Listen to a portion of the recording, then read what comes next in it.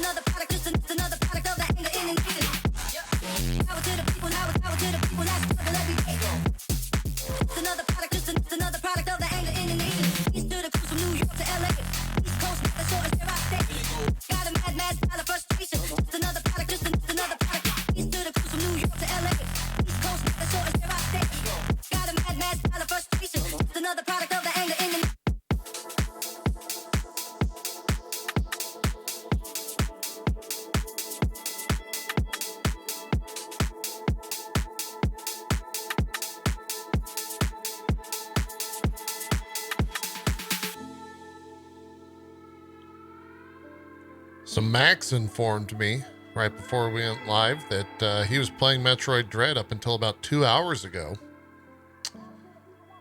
That he would be right back. He was going to go to the restroom. Oh, here he is. I think he's sitting down right now. Yep, there he is. Okay, thank God.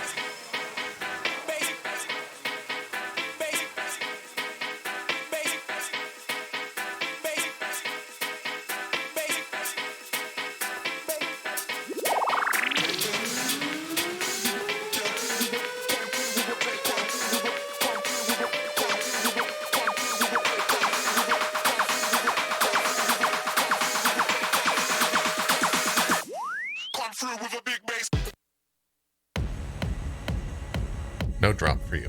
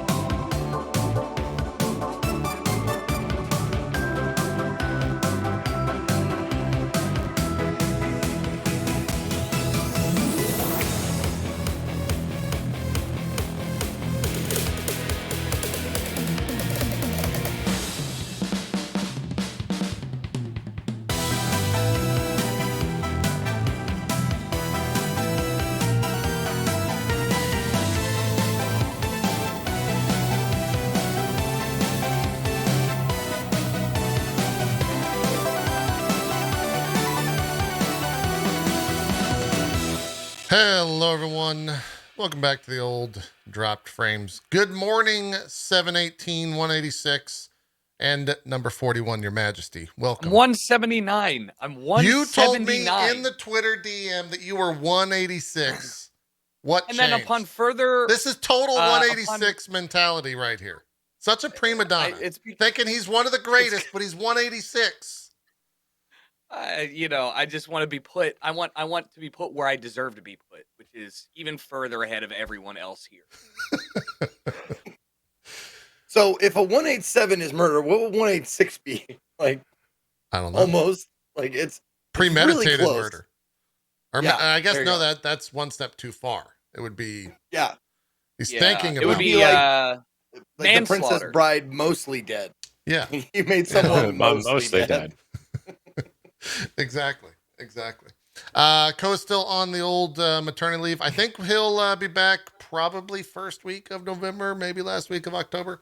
So he's still getting used to having 3 kids, which I don't know if you ever get used to. I think that just kind of takes over your life, and that becomes your life. And so when he's figured out and felt like he's accomplished how to deal with that, he's welcome back to the show.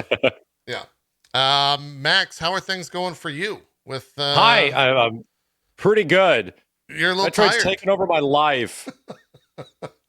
Yeah. I guess we have to talk about it. We will. You were up apparently until about 2 hours ago, something like that. I don't want to talk about that. Oh, okay. We don't want to. Okay, that's. Yeah, I that didn't- was a stupid decision on my part. Well, it happens. It happens.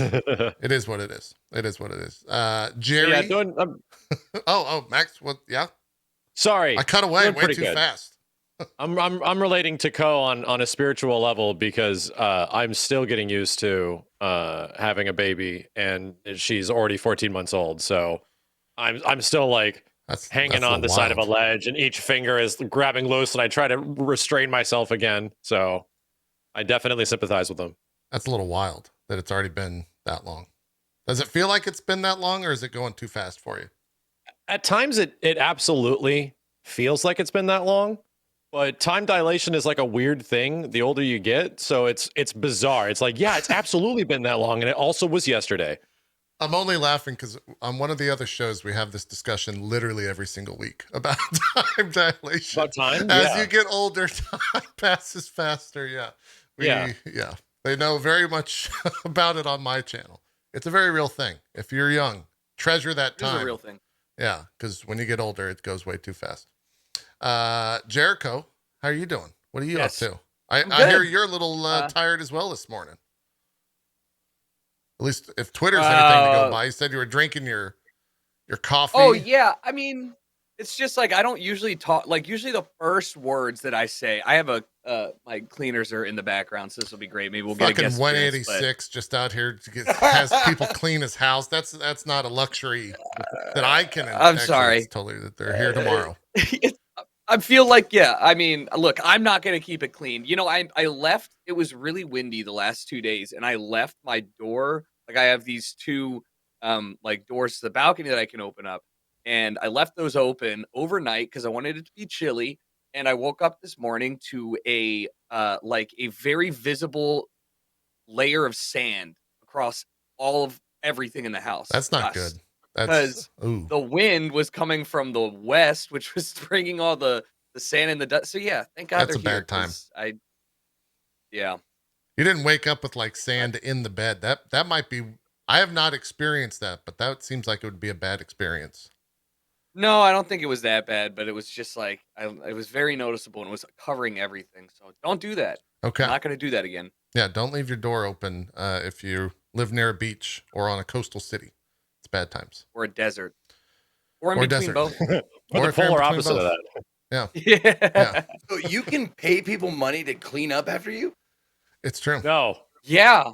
I wrote myself a Just wait note. till you- I'm definitely gonna like look into that. That's a like- 500 or less move there, Zeke. Oh, They'll ask you what your Oh. Twitch rank is, and if Yeah. it's unfortunate. can I fudge the numbers a little bit? Like, I mean, I don't know Is how it they're like going to check Texas? them. As far as I know, the website say actually you're- went down that I was using for rankings. It's one of the reasons Yeah, it why did, I had yeah. to go There's a off a paste DM. bin. Yeah, I saw that. I found the paste bin, which is where I found Max. Dude, dibs.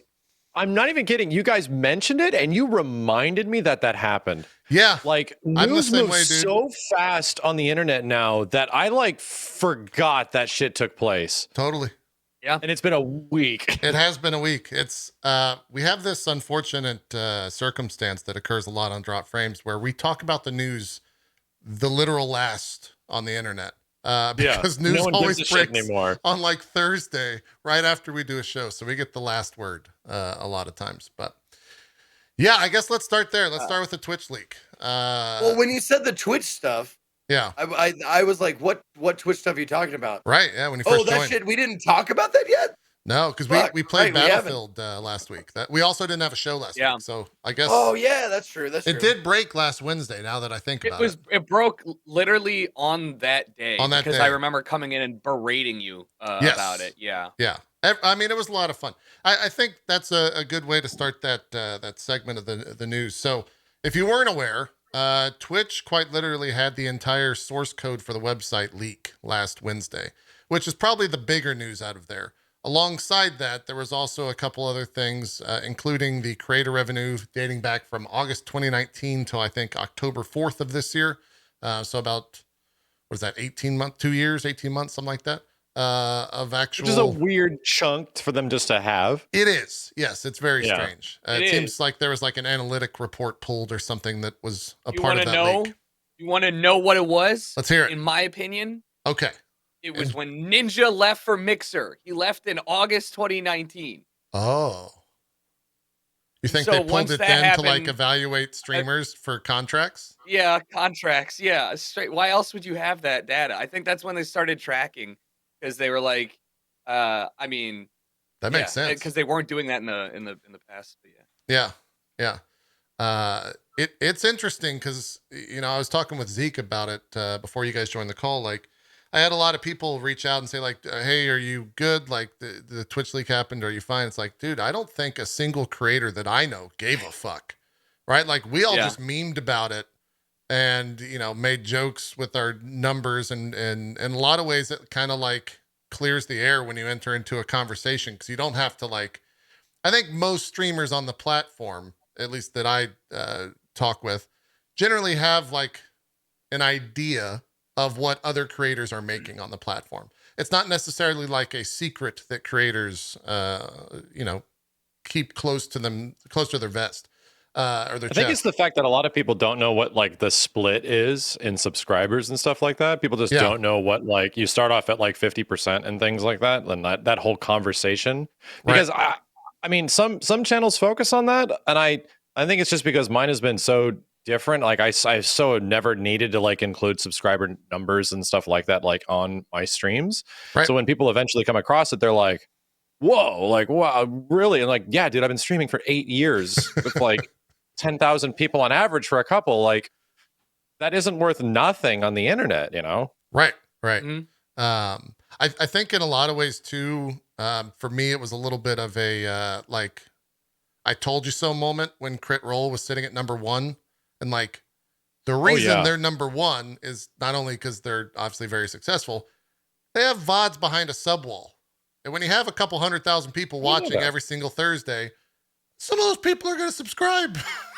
I didn't know that. That was my whole business Yeah. platform for 7 or 8 years. It's why we averaged like Yeah. 5 or 6,000 subs. And it's why when we took it away, we dropped about 3,000 subs. I don't know if anybody else like I don't know if any of you guys ran into this situation, but I definitely saw the same thing for Critical Role where people were like, Shocked. "Good for them. I saw a Fucking little bit good of that. for them. That shit is great. Good for them. Good for you." Like good shit. Like I remember like that sort of being the overwhelming sentiment behind a lot of people instead of like beration of like, "You lying scum bitch." Like people just super angry, like, "Wow." Like, no, it's more like, "Yeah, no, this guy's been doing this for a long time," or this girl's been doing this for like they absolutely deserve it kind of thing. Like that it was mostly met with positivity, which was kind of crazy. Yeah, I would say generally that was the case. I think there are the outliers like Hassan obviously got utterly destroyed and became like the focal point for a lot of people. Hassan Abi, if you're not aware When of that isn't streamer. he? It's true. It's true. He does like to be the martyr for us streamers in a lot of ways. I don't think he likes it, but I think Well, he's yeah, doing it that's true. regardless. That's a good point. He doesn't necessarily like it, but he is, unfortunately. Can you like I'm not sure like People have a what hard happened. time understanding Yeah. that a socialist can make money, and so like when he preaches constantly like redistributing the wealth or tax the rich, eat the okay. rich, and then he Sure. is also one of the rich. They just Sure. they can't comprehend that in a lot of ways. He He also bought a crowdfunded $2.7 million millionaires. house, and so like Right. that recently, there's a bunch of like news attached to all that it's just how it is. Yeah, I did see, Max, you were talking about how everyone was very positive. There was also a side of, I think, the Crit Roll fan base that was like, they make how much money? And that was kind of like, well, what the fuck do you think they're doing? Like, doing this for cookies and cream? Like, what? It's a Right. business. They have like 30 employees, right? Like, there's a reason that, they can afford that shit. It's that same mentality where or a lot of people I was seeing the impression where like, I can't believe these people get like paid this much money, which is like only a certain very extremely small percentage of people amongst the giant percentage of Correct. tens of thousands that barely even get a minimum wage, right? So just to establish it, the percentage is very small. Like this is like Yes. your chance of making it big in Hollywood kind of chances, right? But I saw a lot of responses on like threads and shit because of course we're trying to keep up with like, well, how are people reacting to this? Yeah. And it was mostly like, dude, these like all these streamers are running their own like private broadcasts out of their house and managing all these systems and subsystems on top of things that would be worth a shit ton of money if they made that their profession for like another big company or something like that. And it's true, like a lot of the skills you pick up between audio engineering, between video engineering, between like Community capturing management. stuff, between syncing it, Yeah. like the actual art of putting a stream together and figuring it the hell out is technically like a skill base now. And being able to once again to manage it all, if it's just you doing it, that's that's the most taxing shit in the world when you're a broadcaster and shit goes wrong and you have to like debunk live on stream while still being like, hey, I'm having a great time, and holy fuck, my computer's on fire. Right. That was one of the I think narratives that Drop Frames pushed pretty early on, is kind of like telling people what it is to be a broadcaster, right? Like we were very upfront with, just because we stream and play video games for a living doesn't mean that there's work. There's not work outside of that, right? And we kind of like pushed that pretty early on, and I think most of Ko's, mine, and Zeke's community are understanding of that, and most of the people that come on the show have communities that are understanding of that as well. But there's a lot of people that think, oh, you just turn video games on and do that for 7 or 8 hours a day. So some people you just can't change the minds of, right? You mentioned how few people were directly like named in this. When don't quote me, I didn't do the math, but somebody said that list was only of partners that made more than $20,000 aggregate over those 2 years, 18 months, however. And because Twitch's partner number is public, it's some fun amount. Yeah. It's like 0.04% of Twitch partners made $20,000 in 2 years. So which by the way is a good chunk of money. Right. Well, no, not even close. But like, it's a good chunk. Actually, it is kind of close. That's depressing. But like, it's a big chunk of money, which is nice. But like, to look at it and then even like try and scale that up to like how many people who can't even earn money, affiliates, whatever, it's like 0.1% could even get on that list. So it's a wild, like it's kind of humbling, and it puts into perspective the amount of work that goes into it. But also at the same time, it was really cool to be able to look at some people who are maybe averaging 60, 80, 100 viewers who were still relatively high up on that list because they have supportive communities or they've been, established themselves on Twitch early on. So that was cool for me to see as well. It was for sure a lot of rich people, but also people that have been grinding quietly and reaping some benefits from it. Yeah. And also, the thing that I think the reason why it didn't bother probably me or probably a lot of people is that like the biggest chunk of that money is from you guys out there. Like, yeah, it's not like I'm like Twitch is paying me a shitload.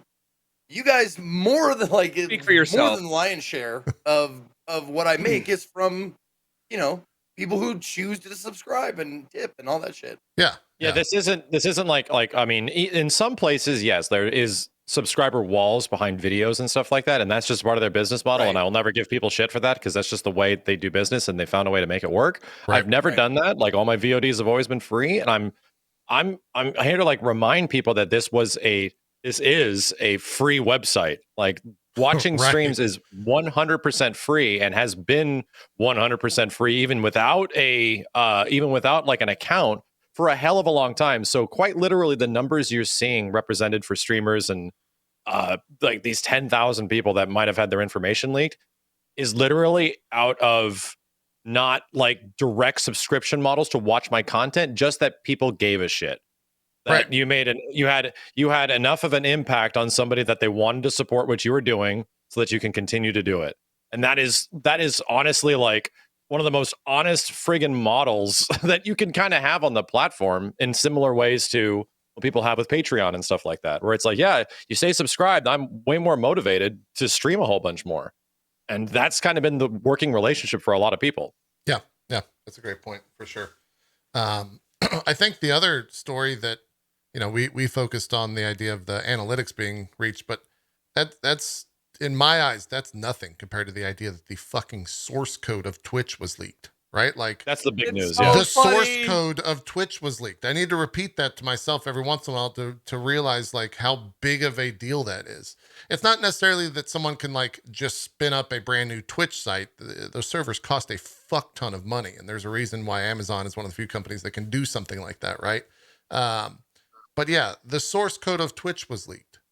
That's kind of a big deal. There was probably a lot of scrambling going around and probably still is behind the scenes I think there was It also a was- lot of like developer commentary left in that leak. And so people have been parsing through that. There was like a banned words filter that got passed around, which a lot of people were diving into. They'll probably be pulling shit from that. I think it was like, what, 124 gigs or something of data was leaked. And like the majority of that is just straight text. Do you know how much text is in 124 gigabytes of data? It's so many, like, that's like millions of Lot. pages of shit. Yeah, literally millions of pages of shit. Was That's it all insane. just text? I would assume so. I didn't dive in or download it myself, but yeah, Okay. that's wild. That's just an insane amount of data. So much so that like there's no way one person can comb through that and find everything. So we'll see what happens with all of that stuff. They came out and said that I think they said either as far as they know, or they did confirm that there was no personal information like credit card. They don't store credit cards at Twitch, and no like personal information in terms of addresses or anything were leaked as well. That was what they said right out of the gate, like the next day. But they've remained quiet on the situation apart from that. And I would assume they probably won't say anything else unless they need to. It's already done. Yeah. I mean, it's already blown over. Yeah, that's true. Also, it's not like it's cool. It's cool. It's funny that source code got leaked, right? We all know that's a bad thing, but like we're not talking about an app startup here where they're at a point where somebody can rip their code, change it slightly, and get away with it, right? It's like you said, it's Twitch can't really do much with source code, and also nobody like an average user doesn't give a shit. Like what's it matter to them that the source code was leaked? Yeah, Yeah. So Yeah, it's like, what are you going to use that for without all the crazy developer backend? Like, right. The millions of dollars it takes to actually operate everything. It's got to plug into shit. Yeah. It seems to me the only thing might be potential security issues, like backdoor stuff, but that would still take a shit ton of work of going through pages upon pages upon pages upon pages of stuff and figuring out how the hell it works. Yeah. Yeah. What were we going to say, Zeke? The golden kappa. Oh, yeah. Oh, yeah. The golden kappa. We'll talk about that. Zeke, what were you going to mention? Oh, my biggest question was after finding that out was I asked my stream, was like, what is the absolute worst thing they could do after having the source code? And because I mean, it's got to be like IP or not IP, but like it's copyright protected or whatever as far as like being trademarked, or I don't know what the fucking term is. You know what I mean, though? Yeah, there's like ownership no one can of the use code. that to build anything because they own that fucking idea. They own the code. Correct. They will just shut it down as fast as possible. Exactly. Yeah. So what is the worst thing that could happen?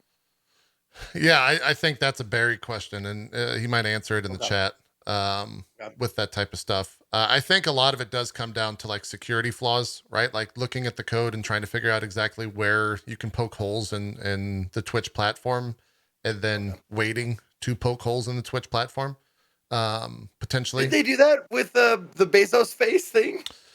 Yeah, I don't know how that actually ended up occurring. I don't know if you guys saw that, and I didn't necessarily see the news stories. I just saw like the random tweets. But apparently, was it every game directory, Zeke, or was it only a select few? I think it was only a few games. I think Back for Blood was definitely one. I think they picked the top ones that were like streaming today or whatever. So yeah, they just uploaded a photo of Jeff Bezos in his face, and that replaced the like banner art when he would go to a game directory on Twitch.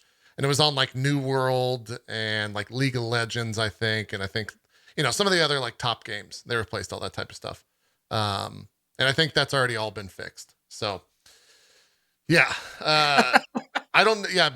Barry's saying that stuff is likely unrelated, but it did occur after the leak. But I don't know. I don't know what the full stuff, the full leak will really result in moving forward. There was also the idea that an Amazon competitor to Steam was leaked in this giant data breach. Funny enough, it's called Vapor. VAPOUR, which is probably an internal name. There's no way they would actually launch get it, with bro. that. Yeah. You Vapor. Yeah. I feel like Amazon kind of already tried a game store with like the Twitch game store thing, and it didn't necessarily work. So they kind of reeled back on it. Wasn't that through the Curse app? No, it was through the Twitch desktop app. You're right. Yeah. Which was one of those questionable thing, kind of. But yeah. because you're like, so I mean, if that is what it is, do we know that it was 100% a game sales or service platform, or is it just going off of the name? So I'm reading a story on it right now. There were screenshots and information about Vapor to explain how it was discovered. I don't necessarily know what those actual screenshots. Vapor will have a lot to offer streamers in particular, of course, since Amazon will own both Vapor and Twitch. It makes sense that there would be some sort of integrations between the two. This is SVG.com reporting. Um, it does not say, at least that I can see, exactly Right. the answer to I your never question. I read a lot of articles and they all referred to it as like a Steam competitor or something like that, but nobody ever was like, here's the code that was like, this is a game service or whatever. But even if they do that, right? Amazon Prime Video, rates like Prime in general is probably one of the more valuable things that you could have Yeah. just from like the shipping, all that stuff. So they put games into it, kind of like a la I don't know. I mean, like Amazon Prime Video, like I could see people using it, but not if it's a whole standalone thing that's like Twitch branded and specifically for Twitch. Yeah. Because like I like Steam. And look at how bad it was for Epic trying to get off the ground. Yeah. Yeah. And in a lot of ways, I think, Epic will always be fighting that initial like thought of what Epic Game Store is, right? Like I still see that type of commentary every single day in chat when you mention the Epic Game Store. I think that there's a pretty big wall for a lot of folk to that haven't necessarily climbed it to get over and just use it. When in a lot of ways the free games that they provide on there, you should just go grab the free games, right? Like they're free games. You don't have to do anything else except download the Epic Game Store. If you have issues with it, apart from that, that's up to you. But yeah, we'll see. We'll see what happens with the Vapor stuff. And we'll see what happens with the rest of the Twitch league. Like, I don't necessarily think we'll ever see anything else from Twitch on that. And, now that my wife no longer works at Twitch, I have no idea what's going on internally at Twitch, right? Like, I got a message from my partner manager, and that was about it. I don't know how the fuck they're reacting to this.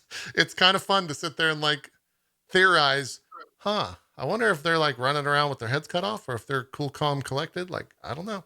I have no idea. There's And we'll definitely probably nothing never cool know. and calm and collected when something like that happens. Yeah, right. People just and like absolutely furious with anxiety for the next week until it's possibly people have hopefully forgotten that it exists. Totally. Yeah. You're probably right. It was interesting that I think their initial response came out at like, I think I got an email at like 3 a.m. Wednesday or Thursday morning, and then another one at 7 a.m. when they reset keys. I think a lot of that does have to come down to localization as well, because they were waiting for, like, that would be like 9 or 10 p.m. UK time. And so they're probably waiting on like worldwide localization. So when they send that out, they can blast it out as in as many languages as possible. Yeah. Because I saw a lot of commentary like, oh, they responded so late to this. It's like, no, it's got to be localized, right? It's not everyone speaks English that uses this platform. It's kind of like the responses to the DMCA stuff. People like wanted there to be an answer about this within like a week. Right. It's like they have to put they eventually did it, right? They put systems in place so that you better track what the heck's going on and what exactly is being targeted and what songs they are. And it's like, okay, that's cool. But that obviously took like a couple of months because number one, they have to it's like a game. They have to beta test the hell out of it. They have to bug test the hell out of it, make sure it's actually functional. And that'll take the fact that it showed up in 2 months. I mean, granted, I was on YouTube when that shit happened and it took 2 years. Yeah. Well, it's also like legal. 2013 to 2014 ish when that first stuff really started hitting. Yeah. And also lawyers have to look at that, right? And they probably take more time than anyone, I would imagine, making sure that there's no ways that they will be liable for any sort of lawsuit at the end of the day. So, yeah, that was probably the biggest news story from the past week. There's been some other stuff regarding New World. I think we can kind of talk about the game as a whole. Jericho, I know you played it. Zeke, I think you skipped New World. Max, did you play any New World? Did you check it out at all? Totally skipped it. Okay. I'm Jericho. What real quick, and then we'll talk about the news around New World. Did you enjoy New World? I saw you were still playing it like pretty recently, right? Yeah, I play it off. I play it off stream pretty much every day that I can get. Yeah, I'm enjoying it. I'm enjoying it for a lot of the reasons that I think Valorant did and does well.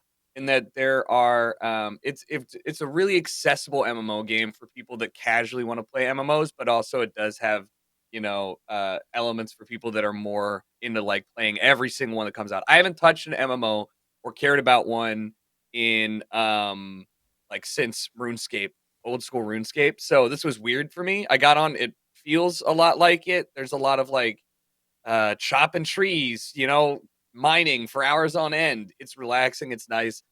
I'm having a fun time with it, which is surprising. It's a great game for me to just kind of like I just play it every night when I'm just winding down, I guess. Yeah, yeah.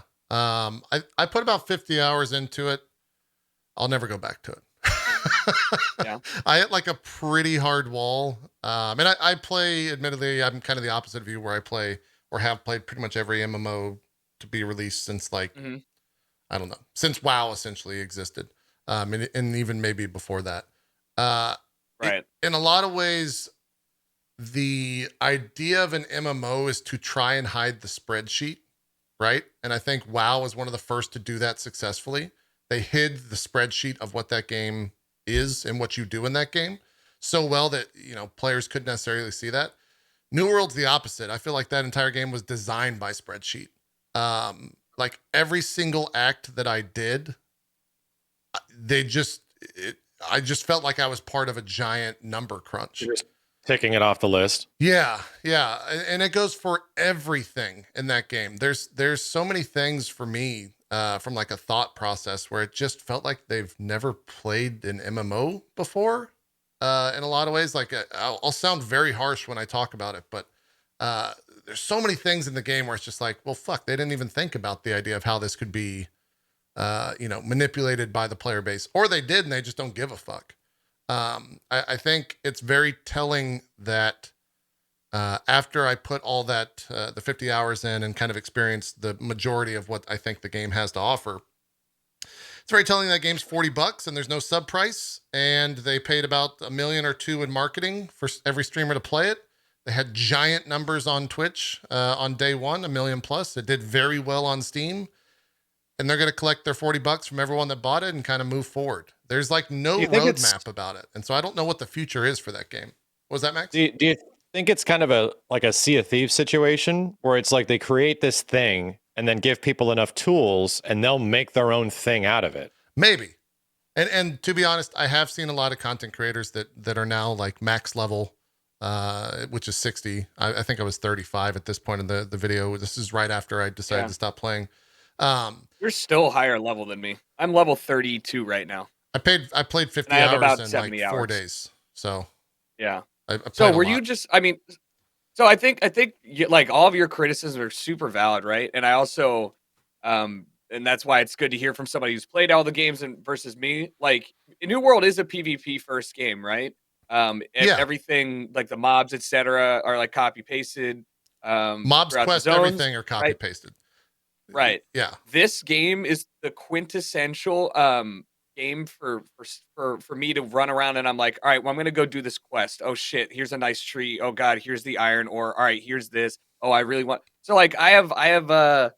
It's I addictive. have like 100. They got that right, yeah, dude. Right. I have a 100 wood cutting and 100 like all this shit. I've been doing that. You're playing what is supposedly the main part of this game, and I haven't even gotten to participate in the war events because they're so hard to get into if you're under leveled or if you're a casual player. Which Right. I get, it makes sense, but there's no casual PvP area or way to engage in PvP casually. Correct. Like you might have where you can do a one-on-one fight in the wilderness in RuneScape or whatever. And that's where it comes down to like an issue for me when I play a lot of the time solo or with like a group of two of my friends who are vastly different levels. You're right. But that said, they did data mine the whole map and everything, and it's like a little more than twice the size of it currently. So they've got to do something, right? And I'd like for them to have a roadmap, but they're really quiet on what they're gonna do, and the updates that they've pushed out have been relatively small, like bug fixes and stuff. There are some glaring issues that I'm like, maybe now better than ever, right, guys? But it seems like they're kind of operating pretty slow. Yeah, yeah. I think, you mentioned this is kind of the wars essentially. So we're attacking a city here, and if we win this war, spoilers, we end up winning this war. Then we take over that city for our company, which is like a guild essentially. And so our guild owns that city. We can like set the taxes in it. That stuff is really cool. The thing that sucks about it is there's no break for people when you capture or when your city is being attacked. So much so that like we attacked this city I don't know on what they're doing. yeah, we attacked the city on a Sunday evening, and the way that the game functions is because our faction owned more cities than the other factions, the factions that own less automatically get a multiplier for their I have to explain another system. Action rep.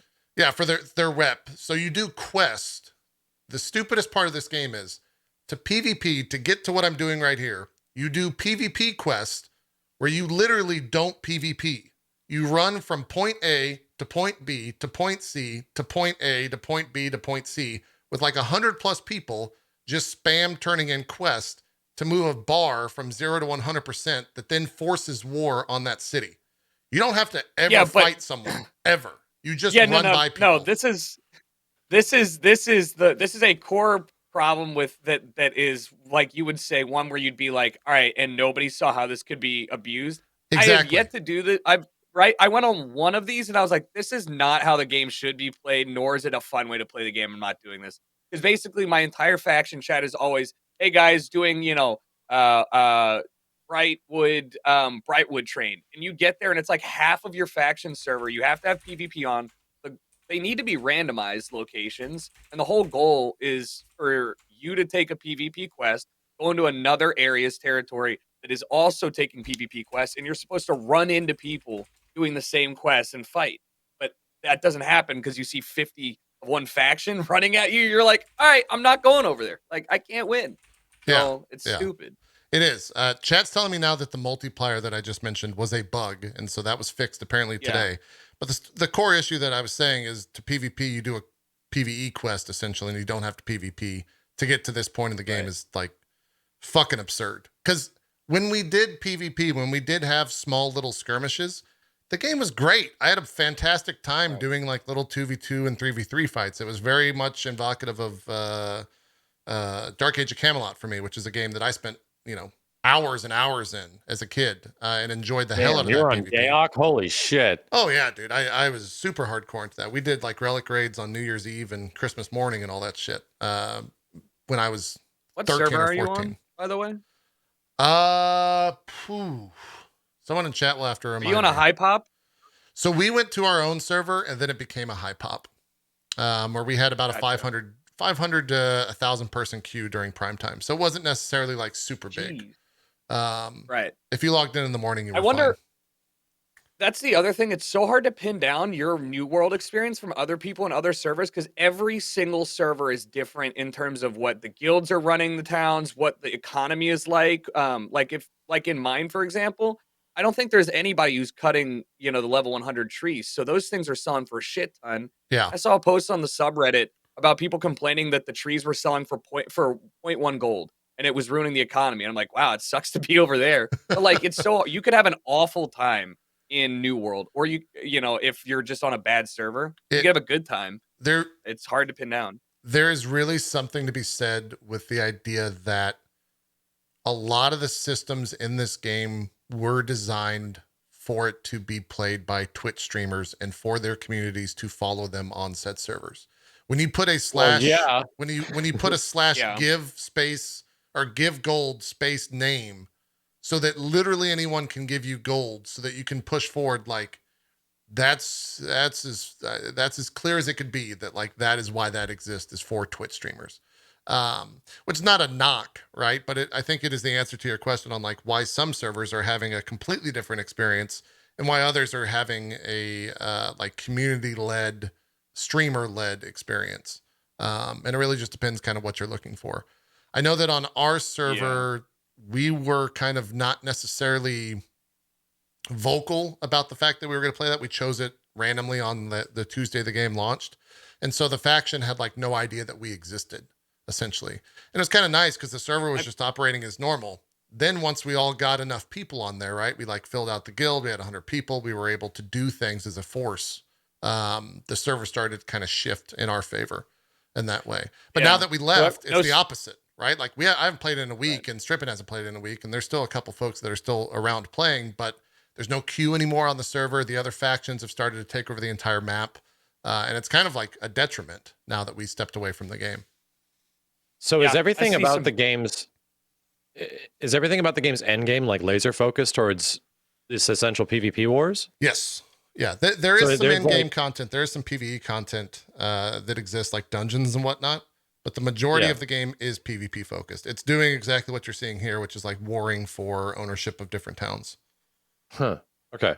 But that system has inherent flaws as well. There's no cooldown, right? So like we won this war and it was our second town that we owned. 30 minutes later, they just spammed quest because of that now fixed, I guess, XP multiplier or bar multiplier on the quest turn in. We had a war the very next day. It was the same thing, except we were defending. I mean, then 2 days later, we had another war. And then a day after that, we had another war. And I was already out, right? I was like, I'm not going to show up for this shit. Like, give me a cooldown to at least enjoy the idea that we took over this city. Because without it, it's just like, you're just always warring. There's no permanency, ultimately. Well, they fixed that, though. So it's like you can't really complain about that. But you can still go to war nonstop. It's just the XP multiplier isn't you as can high. go to... It's so hard. I mean, they still need, I think they need like a 5-day or a week cooldown, or maybe that's too long in the game, but like they need a cooldown to establish because, getting jerked back and forth between ownership and having your tax go up and down, that's a pain in the ass. But like the faction, the main like hold of our faction hasn't been to war in like 10 days. That's crazy to me. Yeah. So, yeah. And we're surrounded by all the other ones. So I don't know, like, again, also not a streamer server. So I don't think there's any streamers on it. Yeah. I'm not public about it. So. It's a different experience for sure. Speaking of servers, there was a issue. I don't know. Maybe you can tell me how big of an issue it is that you can't switch servers. Yes, that was the big news. Yeah. Let's talk about that. That was the big news this week. So week 1 of this game coming out, obviously there were like ginormous queues, right? Like that was the meme. Playing New World was sitting in a queue, essentially. And they were on Twitter and straight up said, we will be offering server transfers in a week. We have this functionality already created. We're just making sure that it works, that there's no issues, and then we'll probably go ahead and launch it. That was launch week. I think it was Monday or it was earlier this week, or maybe the end of last week. They put up an FAQ on their website, and they asked the question. So the transfer to any server statement issued earlier was not true. Eurogamer.net is reporting Amazon asked itself in a forum post FAQ. Unfortunately, the original information provided was incorrect. It was only going to allow server transfers on the same region. So the servers are broken apart from like US West, US East, and then I'm not sure of the other ones. But essentially, you can only transfer, if I'm on US West, you can only transfer within the US West region. And so people that just like started on a low pop server on a different region from their friends are just fucked. And Amazon just flat out lied to the entire like player base. And they own it, right? Like they own it and say that, yeah, we were incorrect in stating that. But at that point, I know a lot of people that were just like, well, fuck this, I'm done. Right? Like I can't play with my friends at this point, and I've wasted, 20 to 100 hours leveling my character in hopes that I will eventually be able to play with my friends, and now I can't. And so they just flat out quit. That kind of seems like it wasn't, I don't know, does it seem like they were trying to dupe everybody, or does it seem like this was probably an interdepartmental communication issue for a game that has a lot of huge elements and giant things, and this is essentially the first game the company has kind of released? I think it was that, 100%. And by the way, it was not even like they tweeted publicly on their Twitter in a standalone tweet. It was a reply to somebody's tweet Right. that was Oh adding them, Jesus. right? So it Okay. wasn't even like, right. So it was some social media person who was like, yeah, are we doing server transfers? And they're like, yeah, and they're like, cool, yeah, you can transfer servers. It was Yeah, not malicious, but exactly. it's still And they asked super the wrong fun. person. Yep. Yeah. Yeah. And it's like, but I can't imagine grind like if you told me I couldn't switch to play with the servers with my friends, I'm not doing it again. Like that's brutal. Yeah. It's fucked, right? Like it really sucks to put that amount of time and then just being told, oh, you wasted that time. You got to re-roll if you want, or you and your friend have to go to a brand new server where you can actually create characters. Because the other thing is on a lot of these servers, they just stopped new character creation so that there wasn't Mine's any one of 'em, yep. queue. Yeah. What matters was the friends you made along the way, so you could eventually, hopefully, leave them. And how much gold you gave to a Twitch streamer. Exactly. Yeah. Yeah. Yeah. So it was an interesting launch. Like I enjoyed my time with it for the 50 hours that I spent, but like as soon as I started to like see the spreadsheet, as I mentioned, I was out immediately. And I'm really curious to see what they do. Right. I think the basis of that game has some really cool things into it. The idea that, you know, you got to see an entire faction working with one another just because of how the game is structured. You don't really see that often in video games these days. It's usually like a very me type mentality. And this was like, you know, an entire faction of a server saying like, hey guys, we're going to meet up at this city. We're going to go raid this thing. We're going to turn in quests and then we're going to go to war type deal. And then the community is also set up like a Discord. So it's like, hey, if you're a guild leader, make sure you're in this Discord so that the other guilds can communicate with you on if you want to take this city or if you want to go to war, or if you need help from our higher level members in the war so that we can help you take a city because you don't have one. Like that type of shit is awesome. And I think that type of stuff should exist in an MMO capacity. And this is a great framework for it. It just sucks that the rest of the framework kind of fell apart. And we'll see what happens when they like hopefully revisit it. I would hope that they're not done. I would hope that they're not just like cashing out. But we kind of glanced over. Jericho was talking about how everything's cut and paste. When he says it's cut and paste, it's quite literally cut and paste. You're doing the same missions over and over from 0 to 60. The literal same missions of like, hey, go hunt this thing. Go hunt that thing. Go hunt this thing again. Go hunt that thing. Go hunt this thing again. Go hunt that thing for 60 levels. It's rough. You know what's crazy though? Sorry, I was just gonna say Go ahead. it is like that, but I mean, I started thinking back to like my RuneScape questing, and I was like, you know what? Like some of the more like interesting quests were like really 1 in 50, and then I'd be like, ah, yes, this was an enjoyable thing where instead of going and digging in the sand here, you know, I'm doing a maze, right? But like New World takes it to another level. It's pretty mundane, and the thing that really kills me and my enjoyment for a lot of these is it's not just a fetch quest or a go investigate quest, it's the amount of steps they make you take to get to the actual like gut of it. So one of them, you're a detective, you have to find out what happened. It's like, hey, check these footprints. And then it gives you another set of footprints to search, which takes 3 seconds, 4 seconds, 10 feet in front of you. You have to do that 15 times following a road to get to the top of the road where it's like, you found it. And you're like, what the fuck did I just spend that time doing? Like, Yeah. Oh my God. Here's, well, not the 100% most like scientific way of doing it. So in this game, there's quests that you can get for your faction vendor, and you get faction points that can then be used for different armor and stuff like that from these faction quests. And in the lower level zones, you get a certain amount of points. And then as you go to the higher level zones, you get more points, right? It makes sense to scale. So we timed it. In this zone that I'm running in, which is one of the starter zones, it took 8 minutes to do a full loop, and you would get 800 points, give or take. And so it was about 100 points a minute for that run. I went to one of the later zones and thought, surely this isn't going to work out to be 30 minutes for 3,000 points. Oh, it is. 27 minutes is what it took for us to get those 3,000 points. And I was like, there's no way that it's that like thought out.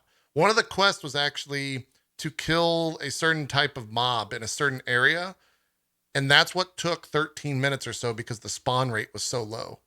And so if they really fucking tweaked it to make it so that it's about a minute for every 100 points, give or take, that to me was like a glaring spreadsheet peeking through the veil of the game. And I was like, I'm done. Like, I got to stop playing this. It really seems like the game is just absolutely suffering from launch blues.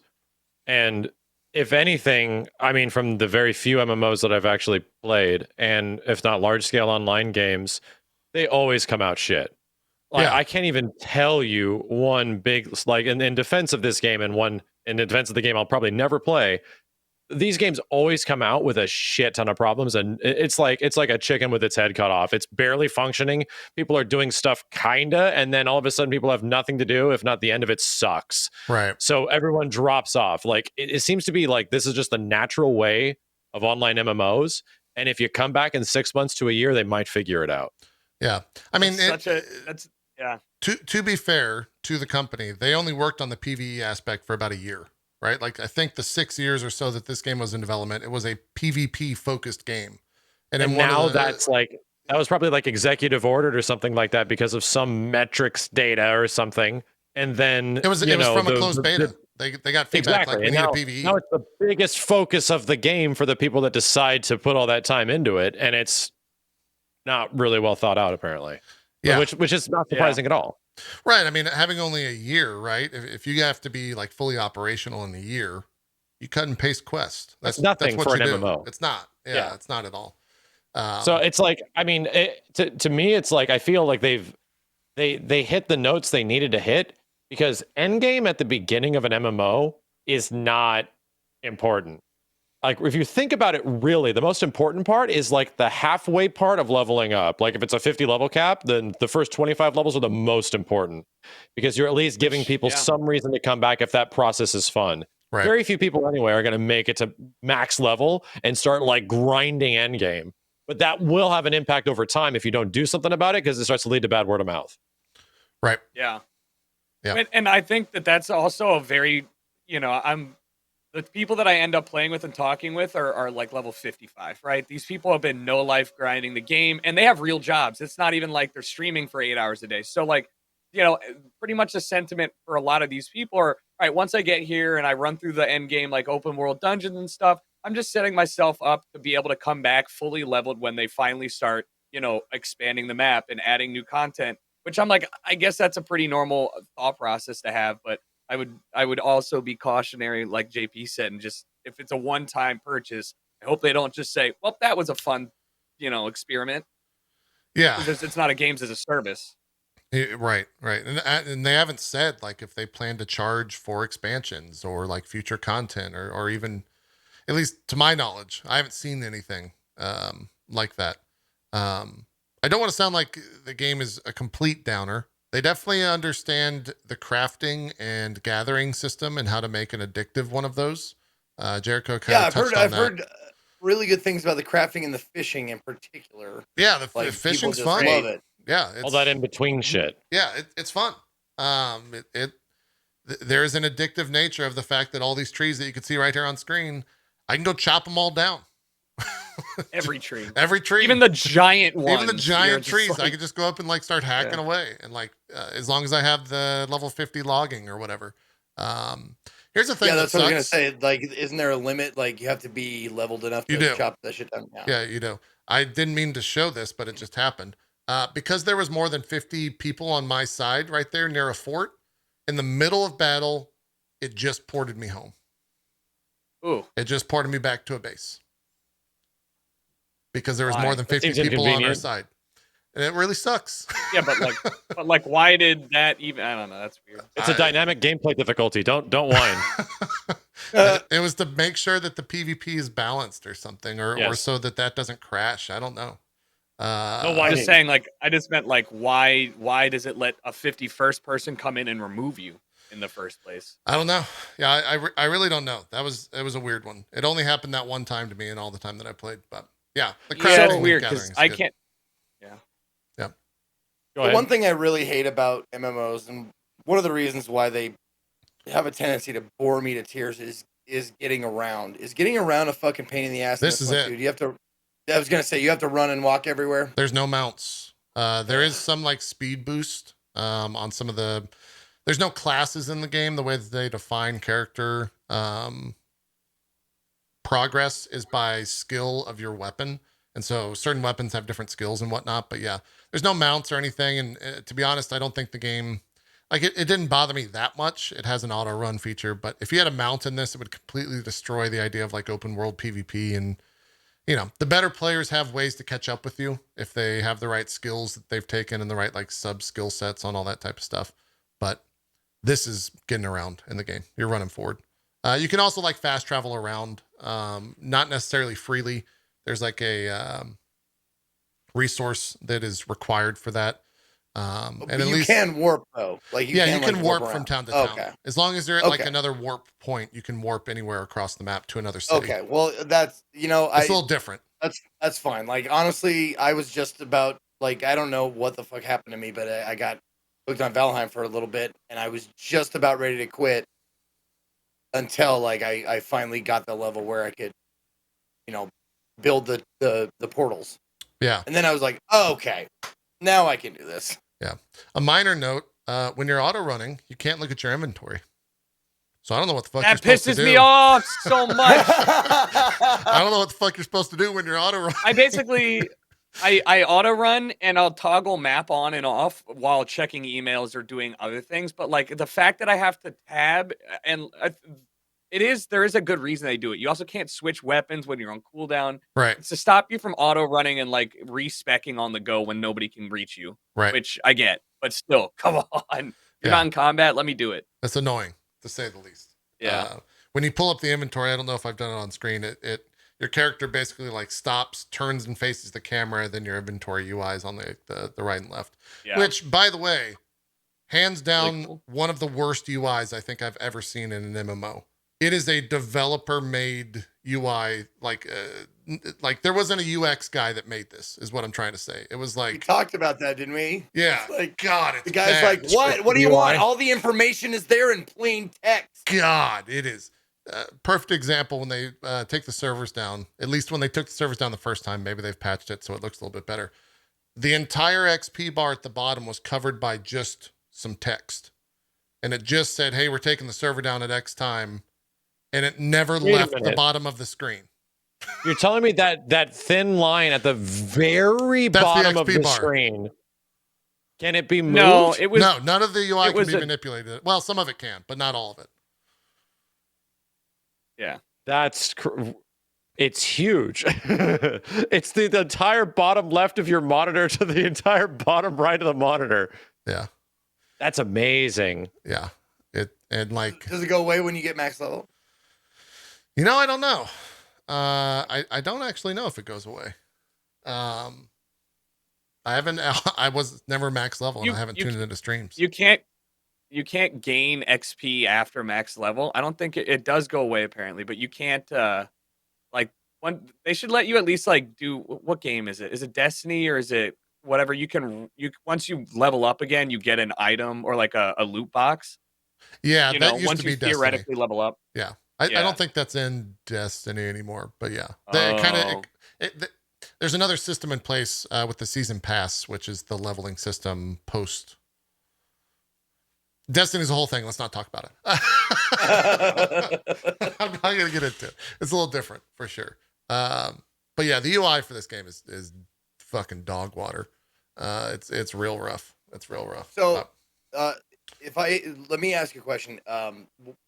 Are there like PvE events or there's a dungeon. big giant monsters? And There's stuff world like that? bosses. Yes, There is. There's Okay. tons Okay. of I haven't PvE seen anybody events. talking about it or anything. I never got to see a world No. boss. I know they exist, but Okay. You don't even need even outside of that PvE events. There's the ever impending invasion that comes from the corrupted and lost souls.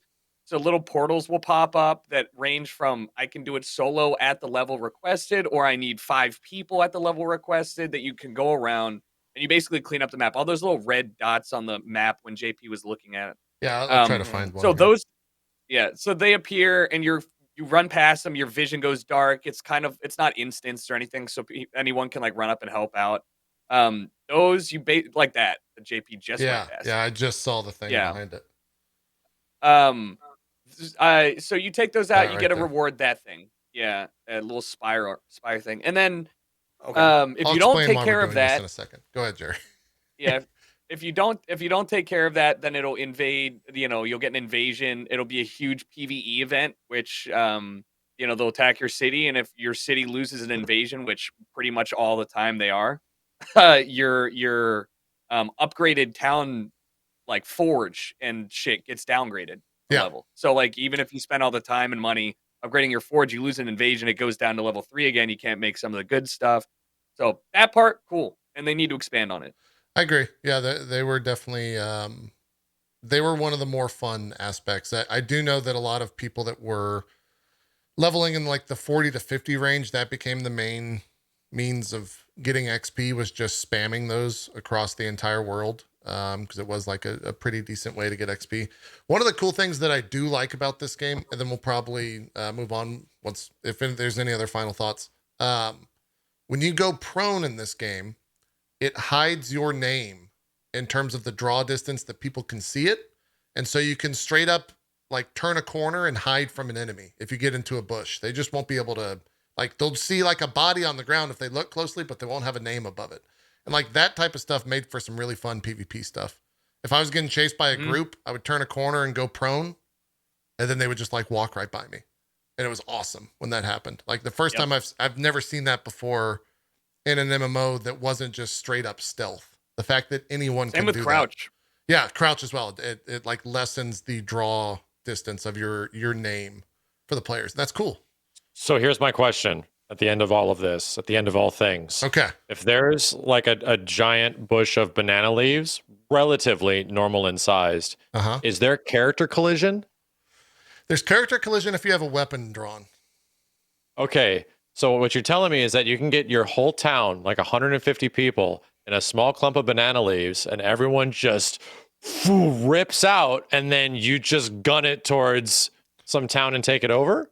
Correct. People have no idea? Correct. Although you can't go and like take a town over. But one of the things that I was trying to do towards the end of the game, because it was very Dark Age of Camelot vibes, was there's set boxes for these PvP quest turn-ins, right? And so if the enemies are running the route to go to this box, they have to go to the box and right click it. If you're crouched, the people can't see you. And you can definitely like Zerg bomb people in this game. You can do like a 8v like 100 and potentially come out on top as the 8th.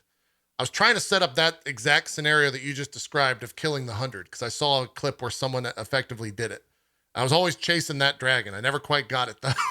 But yes, you can effectively do what you just described. If you find the like proper area to hide in away from folk. Yeah. The undiscoverability made me immediately think like, man, you can probably cram like 100 people into a really tiny spot if you don't collide with each other. You just all literally just sit on top of each other, and all of a sudden just bum rush towards an area. Like, damn, you're about to make one person's day really bad, and that'd be some great YouTube content. Yeah, dude, that's like some X-Men multiple man shit. You know, it's like, like fucking just popping out of it. Yeah. Yeah. So if I I'm trying to get into like the quest turn-in stuff, so you can see how many. You can have a lot of people on screen at one time. I just don't know where it's at in this 5-hour VOD. Like this is a 50v50 war, and I was getting like 60, 70 FPS throughout it. So you could definitely do what you just described. It got up to like probably 100 versus 100 in a couple of fights, but we were hiding on that rock to do exactly what you just described, and we never actually got it worked out. But that would be what I would want to do. It would be a lot of fun to do that. We'll just have to see if they add something to make the rest of the game is that fun as well. I will say the streamers that are enjoying it, who are no longer sponsored to play it, are still playing it and still enjoying it. Most of them have hit 60. They're having a great time playing with their communities, and they've been streaming it every day since. So, there's got to be something there if they're still playing it and not being paid to play it, right? They wouldn't just continue playing that game. So we'll see. I hope they add some stuff to it. But yeah, that's kind of my final thoughts on it. Jericho, I don't know if you have anything else to add. Nope, I don't play games off stream virtually ever. but it kind of tickles that sweet spot where I don't have to try very hard, and yeah, so it does it for me. But I'm in the same boat. I hope they don't fucking like just leave it, because once I hit 60, if they don't have anything new, I'll probably take a step back. Cool. That they started. There's no like free trial or anything, right? We established that. Nope. So 40 like bucks. the online numbers on day one were like reaching 1 million on Steam or something like that, It was right? astronomical. Yeah, it was huge. They're doing just fine. They'll support the shit out of that game for a long time, because they're immediately executives are like, those numbers can be bigger. So they're gonna pump a whole bunch more budget that they made into making like big things for the future that'll get everyone to come back. Well, it's Or also make the new people show up. from a grander scale, kind of taking a step back. It's also the first success for Amazon games in that regard. Yeah. And it's also a first success for, I think, Twitch and Amazon games that show them like, we can release a game that's not necessarily the greatest, and if we put enough marketing into it, we'll get a fuck ton of people watching it on day one because we have all these streamers that we can pay to do this. Yeah. So like, you could look at that however you want, and that's obviously gonna, shun some people away, but it very clearly worked. There's no doubt about it that like they made the marketing spend on paying Twitch streamers back very easily, probably on day one, if not like that first week alone. So I'm sure we'll see more of that with like Lost Ark. I guess they're publishing that here in North America, so that'll probably be another game that they push pretty heavily on Twitch, and also it's a thing that they can sell to other game companies, right? Like, hey, we can do a giant marketing. You can do a giant marketing spend, and we can guarantee X amount of people either watching and or participating in your game on day one. If I'm So you're Twitch, that's a saying, giant JP, revenue that stream. if you pay streamers to play your games, it's good for your game. Is that what you're saying? What I'm saying, yeah. That's awesome. I like that. I don't think it's ever been done on that scale before, though. Like, no, I've never seen it that big before. Like, what do you think the one closest before New World? probably Apex was probably the one big that was comparable to that, I would think. Okay. I think there needs to be like more of this stuff, like super integrated, Twitch game sort of things. Like a few games are obviously trying to do it. The drops thing is, the number one thing wild. for most titles now. Yeah. But I mean, games that are actually integrated into community building on Twitch through Amazon and all that kind of stuff is like, it feels like this is just the natural direction of things. And most games are going to have shit like this in the next 5 years. Yeah.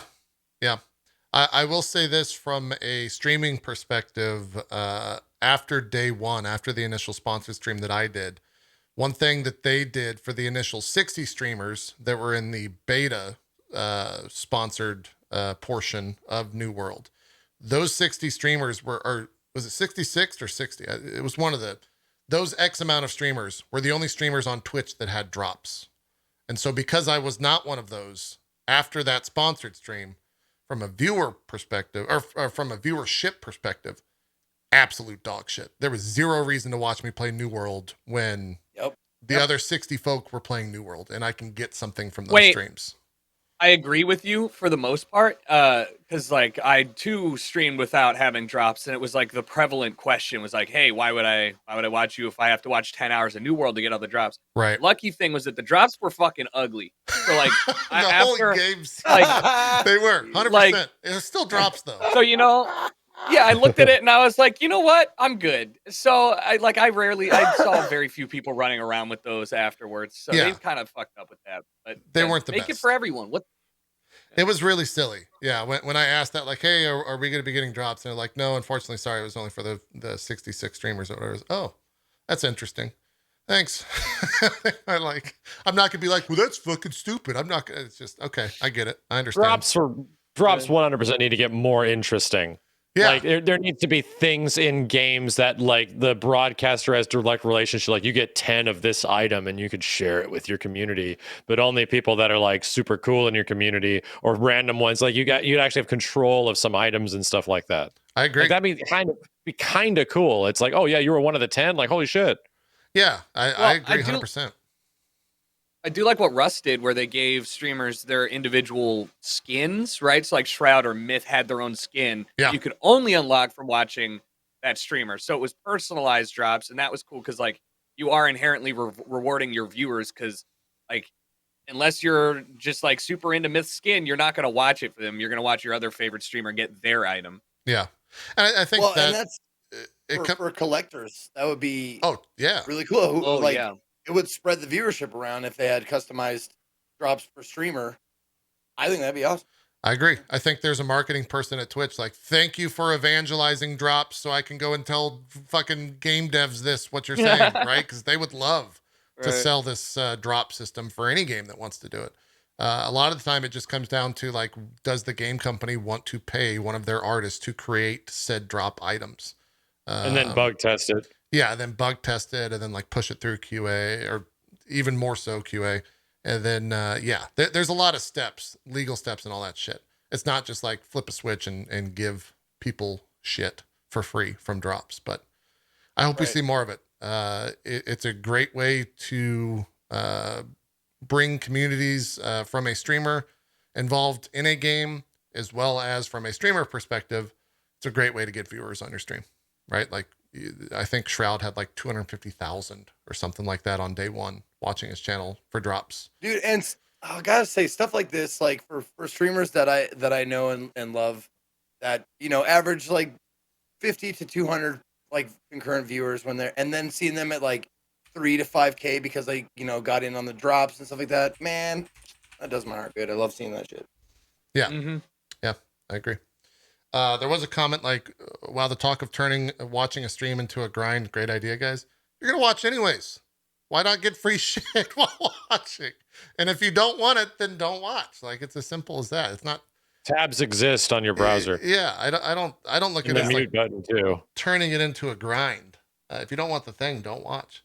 I think the 10 hours I'm trying of to watching New gamify it. World that's a lot, right? Like maybe that is a little bit of a grind. But most of the other drops that I've seen for other games are like watch for 45 minutes or watch for an hour, that type of stuff. It's not 10 hours concurrently, right? No, it You was can 10 leave and hours. come Yeah, back. it It was, should be. yeah, It was should 10 be. hours collectively. Yeah. Okay. Concurrent would be insane. Like, oh no, my power went out. I was at 9 hours and 30 minutes. Fuck. Oh God. Yeah. That I didn't even think about the repercussions of something like that. Yeah, there would be riots. So yeah. Yeah. Yeah. Obviously not concurrent. It also turned a little bit nefarious when we got to, I think more people were exposed to embed streams on Twitch via New World than they had prior knowledge about. So you definitely saw some streams out there with like 100,000 people with like maybe a couple thousand in the actual chat. So yeah, it exposed that. That stuff has always been very interesting to me, how that is just Fine. cool. Yeah, it's just normal. Yeah. It's always been like, wow, okay. I mean, all right. Like, I guess. Yeah. The more interesting part about it for me was the second those leaks came out. You can Google we some of those immediately numbers found out. and see where those people were at in the rankings. And let's just say it didn't work out monetarily, or it doesn't work out monetarily for them. So, yeah. Yeah, that's what I'm like genuinely curious about. In a situation like that, if you host 60-second of ads, do embeds technically get, like, I have no idea. Like, is that just going to dead eyes? They don't get ads. They don't get Oh, ads. so it's literally like, it's literally just a viewer pull. Big number. Let me go check that out. Which is how all of us have seen that. Like at some point. Yeah. Wow, there's a lot of people playing this. We're going to see what's going on. Oh. Yeah. Oh. Yeah. A little strange. A little strange for sure. Anyways, we got like 15, 20 minutes towards break. I want to give Dread a little bit more time than that. There's been a lot of stuff. 2042 we'll talk about. Let's talk about Final Fantasy 11. Final Fantasy 11. What do you want to talk about Final Fantasy 11? I'm just kidding. Okay. You guys tell me all these stories of like... Yeah, wait, like, did Shatner like... make it to space? Is he good? Did it happen? Okay. Hold on. Max, go. Yeah, Max, what were you going to say? No, I was just saying all your crazy stories of like opening MMO shit. like definitely were sparking some, because I was trying to have a little bit of FF14 over the past couple months to try to catch up, and it sparked all these memories of insane day one, week one, month one stories of like MMOs, and everything is just fucking busted and Yeah. everything's insane. Yeah. God, 11. You talk now. I'm thinking about the fucking losing my CD keys, which was just printed on that one sheet of paper that had the Rise of Zillard expansion into it. You lose that shit, you lose your entire account. Play online takes like 30 hours to download the fucking game. It was a mess. You were right about that. You're right about that. Zeke, what about you? I know obviously you stay away from a lot of the bigger releases. Anything that is a 10-minute fitter? I don't want to like discredit or give a lot less amount of time to the stuff you've been playing. But what's been going on in your channel? Did we talk about Unmetal? Did we talk about that? We talked about it when you did you did the sponsor stream for it, but we haven't talked about you finishing it. Yeah. Yep. Yeah. Yep. I got that finished. It is for anyone who likes the aesthetic or the gameplay style of the old 8 to 16-bit Metal Gears.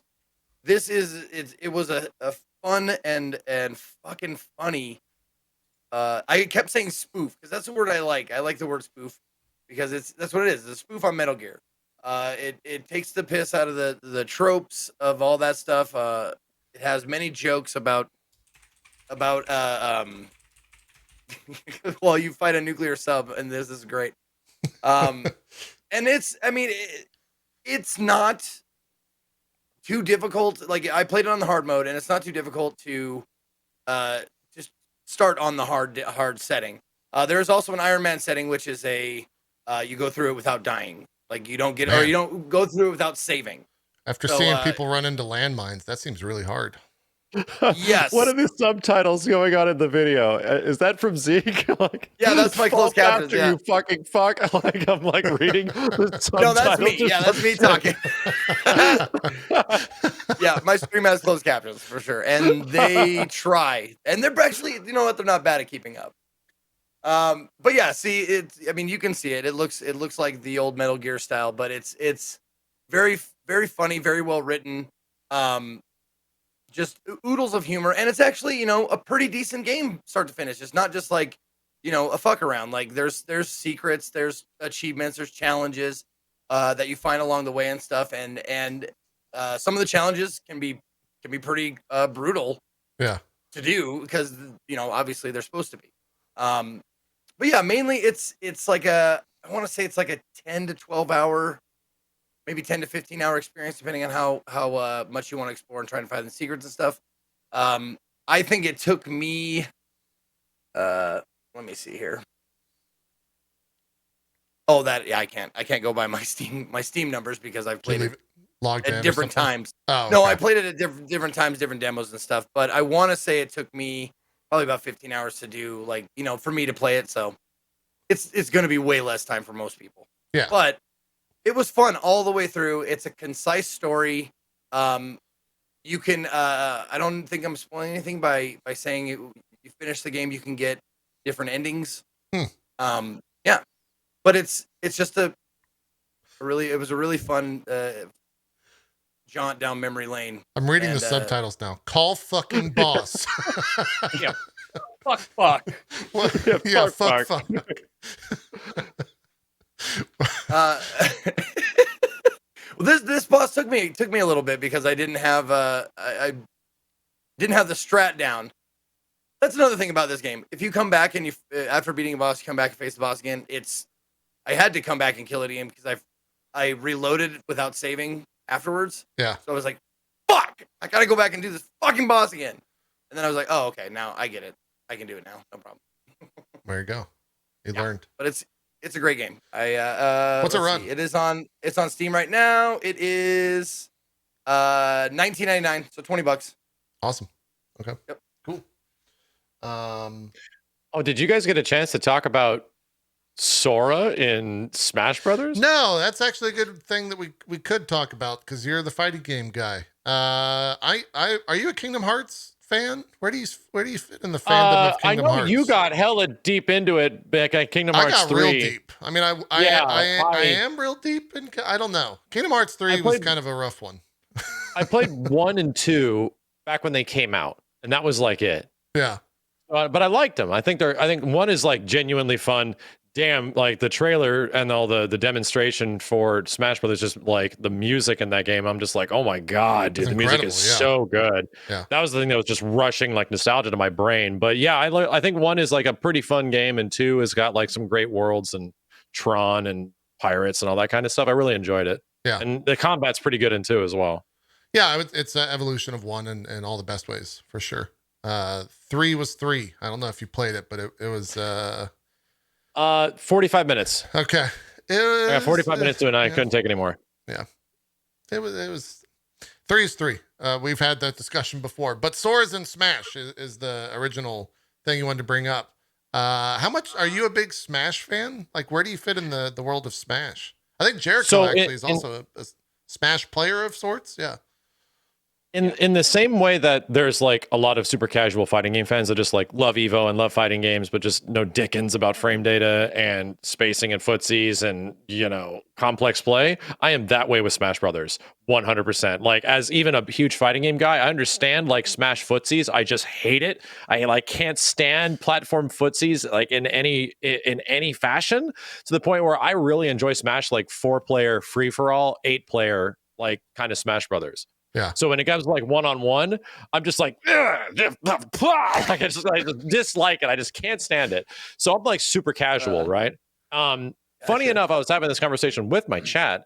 It's actually the most consistently played fighting game of my own. Like that has been on my channel since Smash for Wii U, because it's Smash for Wii U and Smash Ultimate share a pretty similar like dichotomy with each other. Right. I have not played any single fighting game more consistently than Smash Brothers. But we play it locally with 4 players live, 4 to 8 players live in the same room. So I have that resource that not a lot of people have. And that shit's addictive, man. Like, it's super addictive to just jam out with your friends in Smash Brothers with items on like low and then just have fun. And winning an 8-player is like winning a yeah, exactly. In the same room.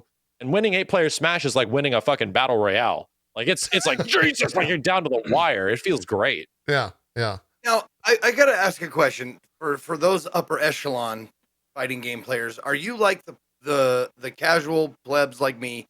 Do you still have like you can't play Kirby? You cannot pick. Do you have those rules, like the specific rules, like you're an asshole, you can't pick Kirby anymore, like stuff like that? We had those in my house. I'm just wondering. That's kind of the equivalent of like, don't throw me in Street Fighter, bitch. Like, no throws. Well, that's saying, though. That's about that level. And no, I don't think we go that casual where it's like, don't you dare pick a character you're good with, you mother.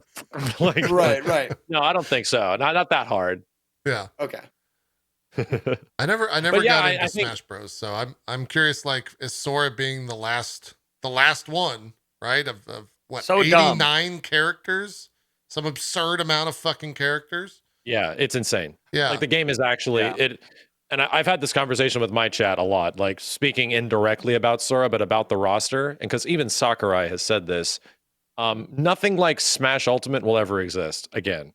If they decide to revisit Smash anywhere in the near future, like make another Smash Brothers, what game is that going to be, dude? Like, number one, if it's not Sakurai, who dares take up the mantle of being the lead producer or the lead director of a new Smash Brothers game when you have to follow up Smash Ultimate as the predecessor? That sounds daunting as shit. Like, you're almost guaranteed that you're going to be met with nothing but discourse from the audience, if not developers or anything like that. What about Nickelodeon? So that's scary. What's that? Nickelodeon's a cute fighter. Yeah. I mean, well, the idea is like, we're gonna get plenty of platform fighters, right? And from this point forward, and that's a genre that is now a subgenre that exists, all over the place. Yeah. But to be like the direct successor to Smash Ultimate with its character roster, that's so impossible. And even Sakurai admits it. He's like, dude, like, this will never happen again. Like he practically says that in interviews where he's like, this is a very unique situation that we're never going to be able to be a part of again.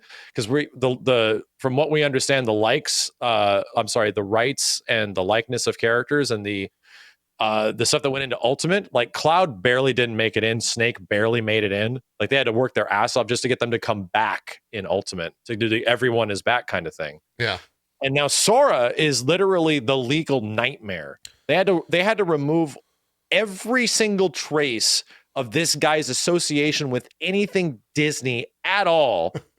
And the only thing that remained was the Mickey thing at the end of his Keyblade. That was the one thing. Right. Because I've heard from friends that know friends at Square Enix from a long time ago that the rights for Sora are nuts. Like Square Enix owns his hair, Disney owns his shoes, Square Enix owns his like pants. Like there's like his rights are split up into a bunch of different visual aesthetics. That's crazy. To several different entities for the reason that if you want to do something new, you have to get the approval of this one, this one, this one, this one, and this one. So it's got to be cool with everybody. And that made it super hard to get things made. And that is what ultimately Sakurai had to do. Wow. I'm just picturing like the voice actor for Sora with like he has a collar on at all times. And if he does just casual like out in the open in public does Sora's voice, like it zaps him or it calls Disney or something like that. Like, yeah, like he would immediately get like, Hammer of Dawn or some shit. Yeah. Wait, did they get did they get Haley Joel Osment for Smash? I don't know if that's been confirmed yet, but okay, maybe. I mean, I wouldn't be surprised. Well-known actor that does the voice. Well, I mean, yeah. I know it goes as crazy as even at the Kingdom Hearts 3 launch event, which was in Santa Monica. I knew somebody there that worked at Square Enix that invited me and my wife, and they had an actor in a Mickey costume playing Kingdom Hearts Mickey. Yeah, and I was like, okay, so I know how much of a nightmare this is. And I immediately asked her, and I'm like, how did you get somebody to demonstrate and play Mickey in costume on a non-official like Disney version of Mickey Mouse? And she's like, don't ask. Like just making this happen to take pictures with people for like 30 minutes probably took like 6 months worth of work. Yeah, it's got to be a legal nightmare. I remember when I went to Disney in like 2018, I was trying to see if they had any like Kingdom Hearts merch. And the only thing I found was Mickey and like his, the robes, the like black robes that he wears. That was the only, and it was a pin. There was nothing else. I think they've expanded it a little bit since then. But yeah, it sounds like it's just everything around that game has only gotten worse with every new Kingdom Hearts thing. Cause it just gets more and more licensed bullshit. But yeah, Jericho, you're into Smash. How did you feel about Sora? I felt like I haven't. You're not a Kingdom Hearts fan. You don't love Donald and Goofy. Dude, I the fuck's wrong with you, I never. man? Well, who did? I'm sorry. Okay, so my immediate question is, who did you want?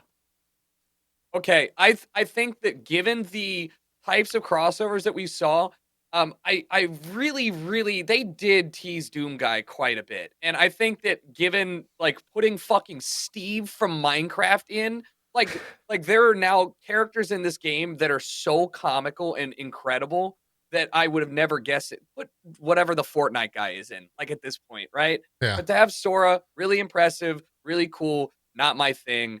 I would have almost rather it have been just another Fire Emblem character, and I'd just be mad with everyone. Bad, man. Nah, no, it's not that bad. It's not that bad. But yeah, I think because Sora, I think they admitted that the ballot way back in the day, like the 2015, 2016 ballot, which ultimately, like, I think they said Bayonetta won because she was one of the top ones back at the end of Smash for Wii U. Mm-hmm. It was Sora that took first place, but they couldn't talk about it because they were trying to get his rights and likenesses even 5 years ago. God. And from what I remember, the long story short was that they tried to get Sora. Like it was happening, but so much time had passed that, and as I explained to people, this entire industry and especially the biz dev part of it is just a rotating door of talent. So the people that tried to make the deal happen back in the day something must have happened. People didn't like the way somebody smelled or looked or something, so the deal just wasn't on. And then different people now work for each side of the company, and then all of a sudden we have a deal. Now it's happening. Like, oh shit! Like they actually were able to negotiate. So like this thing was been an off and on like hope for so many people for so long, and it's actually kind of awesome that the number one fan chosen character is the last character. Like this is the dream character, I'd say, that most people really wanted to be in the game. Yeah. Fair. From all the it's cool to hear that. From all the react videos that I watched on launch day, like people were legitimately like, it was funny because I watched your response to it or your react to it, Max, and you're just kind of like, hey, it's a Dark Soul. Oh, it's fucking Sora. Because they debated with the little fire. Everyone else was like, oh my God, is that Sora? And then just like tears. They were just full eruption into like tears streaming down the face, like grabbing people next to them and just freaking the fuck out. It's like, okay, that's pretty cool, right? But I've already had like 2 or 3 characters that did that for me already in Smash Brothers. Popped off? Okay, that's worth it. I've popped off so damn hard with Cloud. I popped off with Terry. I popped off with Sephiroth. Like, just like astronomical. Like, what the fuck is real life? What the fuck? What is going? Like absolute like mind bending shit. So I can sympathize that like not every character, and I realize this with Steve, like the take you kind of have to like, oh, I guess like this is going to make a lot of people happy, but damn, is it not for me? It's just not. Like it's the same thing with Sora. Like I think Sora is actually kind of an interesting addition just because he has a big ass history, and Kingdom Hearts is a popular ass game, and all of us kind of played it back in the mid 2000s. So it's cool. I think it really is the nice little bow that ties everything together and shit like that. Yeah. My favorite tweet about the whole thing was someone saying that like Sora can fight the Minecraft guy, and then it was just them laughing into a camera for like 30 seconds. Right? Yeah. That there's a video game where Sora can fight the Minecraft guy, and that's perfectly fine. That's why it's so good. Yeah, that's why Ultimate's great. Great roster, awful netcode. Figure it out. Yeah. Yeah, well, they got to get that rolled out. You still playing Guilty Gear, by the way, Max? Have you touched Guilty Gear recently? I haven't touched it in a while. I've been super off and on with fighting games because the past month has been full of so many freaking releases and trying to catch up on October Halloween stuff, and it's always a busy month for me. Guilty Gear is actually getting a really big balance patch, I believe, this Friday, like a system patch. Yeah. So they're changing the way a lot of first one. Yeah. They're instead of just between some character stuff, they're actually going pretty hard on core system mechanics. And some of it sounds pretty interesting. Like, did they put out a Soul Bad Guy might be getting hit pretty hard because they're changing some ways some stuff works. Yeah. Wait, didn't you main Soul at the beginning? Or no, were you always Leo? I tried him at the start, but as a streamer, you can't play Soul Bad Guy. Why is that? You just fucking can't, man. You can't play the character. Chat just you can't play characters that are super, like, obviously really good in fighting games. You did. I did get shit though. You're right. It was absolutely. Dude, that is 100% a thing that you have to deal with over the past like 10 plus years of me playing fighting games and shit. That's one thing I've learned that you have to deal with is the fact that you're going to get discourse if you use really good characters. I played a lot of May, and anytime I would bitch, the immediate response from chat was, "You're playing May, like you can't bitch." Yeah, exactly. God damn it. Let me. So I play Leo, who's arguably like absolutely one of the sleeper best characters in the game. Now he is, yeah. And he's super fun. And I actually think he does things even better than previous Leo. But yeah, I think the game is incredibly fun. I'm just waiting on like more characters because I like Gold Lewis, but he's a weird big bozo. And he has some shit that you really got to get used to. And Jacko was definitely interesting, but this is not a character for me kind of thing. I'm still personally waiting on Biken, obviously, and I'm curious how they would approach that girl's play style because I've always thought she's one of the coolest looking video game characters ever. Right. So yeah, Guilty Gear Strive is fantastic. It's still great. It runs great online. Its lobby system is trash. Yeah, the lobby system's fucking dog shit. I might have to check out that balance patch though. I didn't know that was coming Friday. It'd be a good opportunity to do so. Yeah, unless they nerf the fuck out of May, and then I'm done with the game. Right? Like they can't nerf my character. I gotta be. They take away the dolphins. Yeah, I gotta be able to dolphin. They're just gone. Yeah, they kill all dolphins in the world. It becomes lore. Couldn't do it. Speaking of Anyways, nerfing a character, did you guys hear? I don't know if this is a true story or just a Reddit rumor or whatever, but let's hear it. the whole reason for, I want to say it's for cryptocurrency or something, is because of a warlock nerf in WoW, like years and years and years ago. You don't. Oh, Okay, one so of it's not one a of big- the like creator. I think one of the creators of is Ethereum, a certain right? yeah, yeah, one of the creators of Ethereum, Yeah. was like a warlock main, and I think he like lost something from a nerf, and he went on to make and now he's a billionaire. That's like the very short story. I know what you're talking about. I don't know the very specifics of it though. Yeah, I think the that's true. gist of it I got was like he quit WoW because of a warlock life drain nerf or something like that, and then he was like, "Fuck WoW, I'm gonna find something better to do with my time. How about this?" Yeah, he went and No. created the coin All and right. now he's literally a billionaire. Yeah. Yeah. Wild shit.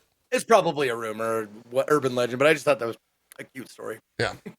All right, let's take a break. We'll come back. We've got Back for Blood, Halo Infinite. We could talk a little bit of that if you guys want. Me and Jericho could talk about 2042, which people hated that thing, and I was kind of into it. So I want to get into that. We'll let Max talk about Dread, which is apparently his game of the year. Spoilers.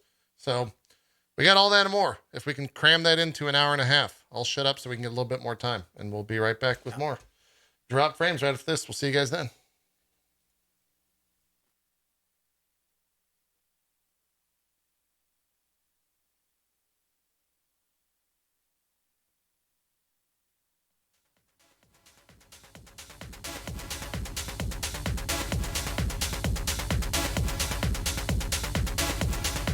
Thanks everyone so much for coming out to the old Drop Frames. I can feel my voice is starting to go a little bit.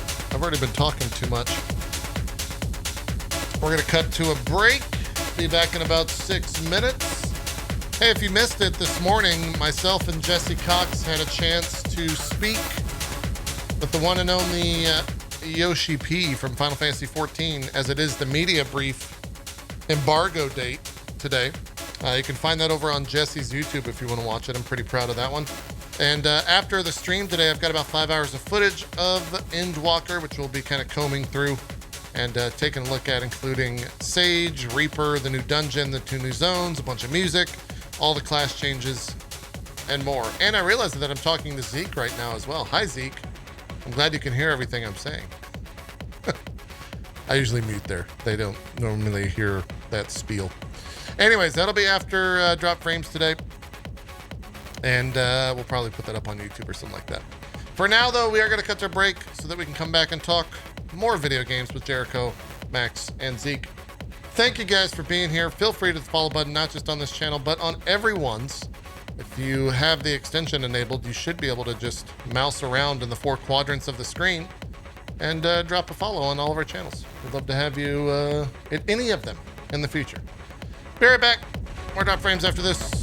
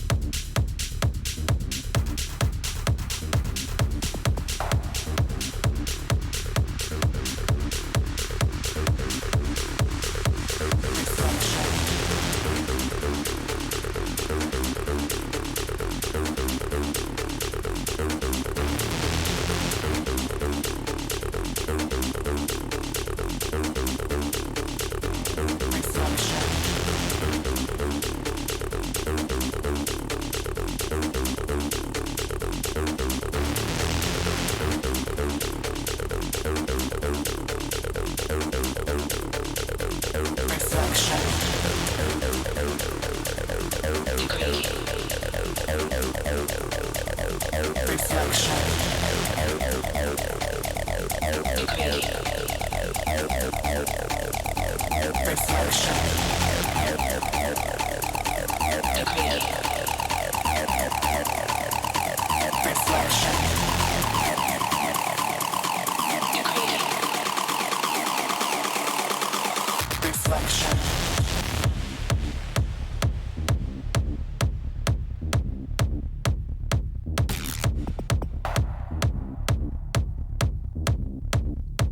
Hey, if you like the music, this is from Jericho's music label. I was trying to promote the music label. Jesus. Jericho owns this music label. All right, Night Mode. Go check it out. All right, I'm done. You don't have to cut me off.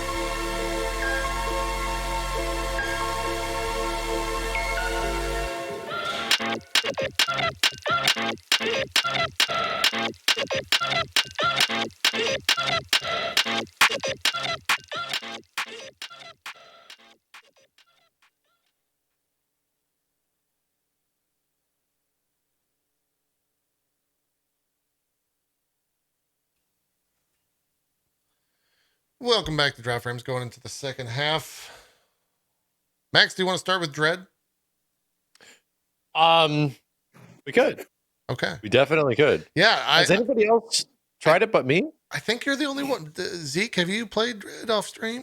Not yet. Okay. But I'm just I'm ready for it. I'm preparing mentally for my journey into Dread. I don't know if I'm going to stream it or not yet. I've got just shit on my plate right now as far as streaming goes, but it's definitely like top of the list of what I want to play next for sure. And I'm excited to hear about it. I have another question then. Has anyone else in here besides me played Super Metroid? Oh yeah. Yeah, as a kid. Played it a long time ago, right? Yeah, I wouldn't say recently, but yeah, I'm very familiar with Metroid and yeah. Okay. So I never did. And I played I heard about that. I saw that. Yeah. Oh, I saw your little clip. A few days before Dread came out, right? Interesting. So, I mean, long story short, I absolutely loved it, right? There are definitely some cumbersome things in old Super Metroid, but I was like, at the end of it, just like clapping at the end of like when the credits rolled of Super Metroid, like this 1994 game, right? Yeah. But it made me really excited for Metroid Dread, but also like, man, they're never going to be able to hit the notes that, Super Metroid has. That's just going to be almost impossible. But a lot of people were telling me like, dude, you got to play Zero Mission. You got to play Samus Returns Remake. You got to play Fusion. They're really good. And I just didn't have the time to jump into them. So crazy enough, I'm like officially a Metroid weeb now. You're full on Metroid fan? In like 1 week. It's crazy. So yeah, I really like Super Metroid. And I like Metroid Dread even more. This game fixes a lot of the stuff that Super Metroid had problems with, which is obviously controls, character mobility, and stuff. This game's like hyper action game focused. It feels so good to move around and play in this game. I think the biggest, most cumbersome element is the fact that there's no D-pad controls for some reason. Weird. Which is the weirdest thing. Yeah, it's actually an analog controlling 2D game. But that's like my one big gripe about it. So I really enjoyed Dread. I know you guys haven't played it, and I don't want to talk much about the game. But I would say, because I prefer you just to go in and just discover things, because it is the most enjoyable thing, is what I understand a Metroid game is now, is just discovering and figuring out what goes to where and how goes to what, and searching to see what's possible, and then solving puzzles in your own way that is so much harder than the way it should be, which is now like I'm like, everyone's like, oh, Max is a Metroid fan now because he's solving puzzles the hardest way you possibly can and not doing it the easy way. I'm like, I get it. Yeah, I got through it last night on beat it 100% and I beat it on hard mode. So I've like cleared the game twice fully and did a full clear run. And I would personally say it's actually tied for game of the year with Returnal. And I already felt, I mean, as a secondary Metroid awareness, Returnal felt like it had a lot of Metroid elements in it already, in the world with the character and like the lore and that kind of stuff. Knowing secondhandedly what's in the lore of these characters and stuff. Yeah, Returnal very, very much felt that way. So it's weird to me that there was like two games that were Metroid-like that are sort of in 2021 my personal picks for the game of the year. Yeah. I've heard like the theme, the emotional response to this is very much in the name of like Dread. Like they have created a game where you're constantly fearful of everything. Is that like, do you agree with that, or do you still feel completely disagree? Really? I think, and I actually like had this conversation with the chat. I'm like, I don't know why they call this game Dread. Really? Like, like there's this part you're literally watching right now where you're being chased by these robots and shit, which is honestly there to switch up the sort of monotony of a Metroidvania of just getting thing moving to one place, unlocking this, getting next thing, right. It's there to be like a bridge gap in between sequences where these guys also give you like unlocks and stuff. And I really like these sequences, like these stealth missions. They're actually intense. and they get really intense later on. They're fun.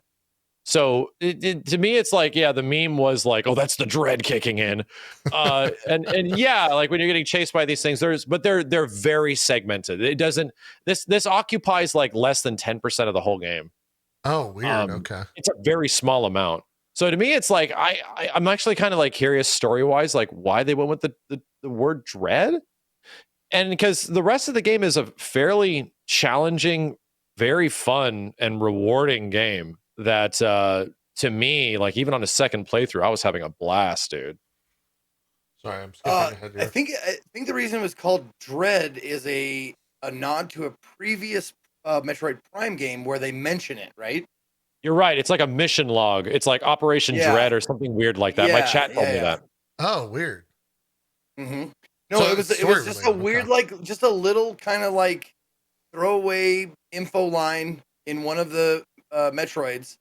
We're just like, this must be the God, I don't remember what it was, but like this the Dread Initiative, Project Dread, or something like that, and that was it. That's all you got of it. And it was like, what the fuck? And then everybody who was like a Metroid file was like, they said this was happening, or this was coming, or this whatever. They mentioned that in the other game. Yeah. I guess another question I have about it that I've heard, but I don't know if it was ever. I never heard confirmation of it. Is this like the end of the story of Samus Aran? Like, is this the conclusion? Is where does it put the story? I won't say, because I guess that is like technically spoilers. I will say this is absolutely the continuation. This is like right after Metroid Fusion, from my understanding. It opens with like Metroid 5, like on screen, the same way that Super Metroid opens with like Metroid 3. Yeah. It is a direct continuation of the story from Metroid 1 to Samus Returns to Super Metroid to Metroid Fusion and now this game, which is interesting because there's like a lot of elements it's going to be taking from the previous games in the series going forward, even though there was 15 years in between. Like there's a lot of time that passed. So it just continues like that. None of that really ever existed, that big time gap, and they just go with it. I'll get away from the story related questions then, because I think we're wearing thin on what else I can ask you around that without spoiling stuff. You mentioned like gameplay wise that it's difficult. Is it just like input difficult? Is it mechanics difficult? Is it like learning how to play the game difficult? A mix of all the above? Like where would you pin that difficulty to? I'd actually pin it to a little bit of everything, because I think the number one thing that immediately comes across as difficult is bosses. Okay. Bosses almost feel Souls-like in many ways. Dang. To the point where it's like, the more I started playing Super Metroid, obviously like a game from 1994, I started realizing, I'm like, dude, I'm getting like some serious Souls feeling in this game that's really old. The way like the environment control you at times, like if you're not perceptive enough, you're going to miss this thing. And if you are like, curious enough to actually explore these elements, you're going to get rewarded for it. That like, I'm like, this is a big Souls element. And with no perspective from Super Metroid, I started realizing that. And that is definitely carried throughout this. Yeah. So yes, the game is absolutely requiring a bit of you in the dexterity department, but I think no more than a game like Ghost of Tsushima, where at the end of Ghost of Tsushima, it was like every single combination of every single button on this controller was a new action and something different you could do. Right. That is essentially the same thing that happens here, right? Like there is so many tools and cool gadgets and gimmicks that you're going to have by the end of the game, that the way you're whipping and zipping and flying around and doing stuff is like super impressive to look at when you get access to all the tools and utilities. Yeah. You didn't happen to play this on a new Switch, did you? On the OLED? No, I didn't get an OLED. I didn't get an OLED because I don't usually play Switch undocked. Yeah. And I'm like, the chat won't be able to see this. So what the hell's the point? Yeah. Yeah. I'm the only time that I would ever play it portable, I have to fly home this weekend. I'm like, maybe I should get that OLED. Maybe for the 4 hours that I'll be flying, it's worth it. It's fucking not worth it. I'm trying to stop myself. It's gonna be totally worth it. 350? Yeah, it's more than the fucking like flight home round. Yeah, but it's a business expense. Maybe. Now I'm. So- Think of all the flights you're going to be getting on. You Here's got the to go thing, to though. TwitchCon. They're going to be I'm not going to TwitchCon. They're going to be impossible to find. Is the only thing. That's the issue. Is the scalpers rule the world? It's not a free market anymore. It's a scalpers market, which is maybe a free market as well. But yeah, they're impossible to find. So, just a quick question. Maybe it's a stupid question, but the Nintendo, the Switch to OLED LED, it doesn't play any different dock, does it? Like on your... Nope. It comes with an Ethernet port on it, which I think is the only thing, but you can buy an extension or like a USB Ethernet plugin already for the Switch with the USB port.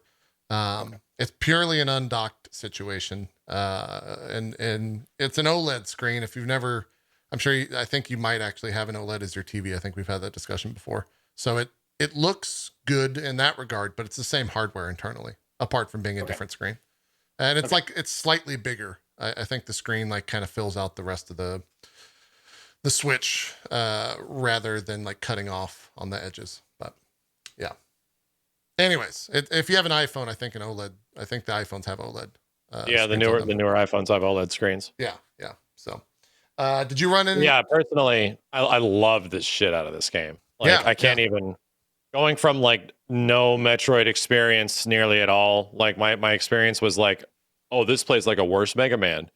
Back on like the NES and Super Nintendo, that was like my only impression that I had of the game. And to jump into like Super Metroid to eventually go to this, I was like, holy shit, dude, these games are good. Like, oh, I get it. Like I chat saw me like make the convergence to becoming a Metroid weeb, where I was just like started questioning sales and stuff like that. And they're like, oh, Max cares about Metroid sales. He's definitely a weeb now. He's definitely a Metroid fan now if he's talking about sales, boy. Like, that's a big thing. Yeah. Like these games largely have not had like great sales in the past and stuff like that. So, and this is apparently charting very well in the UK, which is a big outlier of the US. Yeah, I saw it sold well. It's kind of hitting like before the rush of fall in a lot of ways for game sales, and I think they were also trying to capitalize somewhat on like Halloween and Dread, right? Like they marketed this game a little bit as kind of a scarier Metroid in a lot of the commercials and whatnot with the things that chase you. But as you said, it doesn't sound like that's the case when you play it.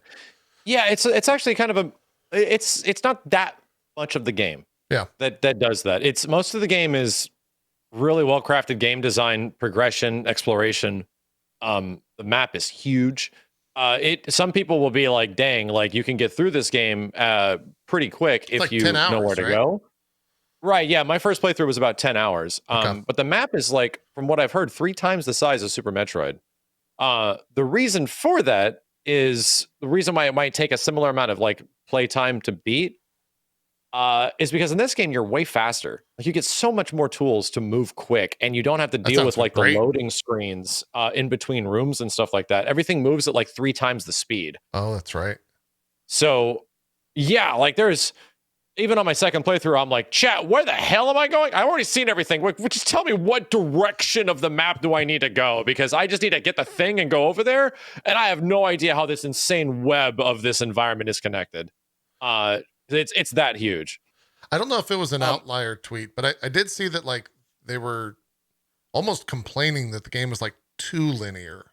Do you think that comment holds any weight? Is it not as linear as this person was saying at all? Was it just a complete outlier comment tweet that I saw? I don't think that's true. If the comparison is to Super Metroid, that Super Metroid is this vast open world game, absolutely not. Okay. And I don't want to spoil too much. This is maybe a slight gameplay spoiler. Okay. But the game has designed sequence breaks.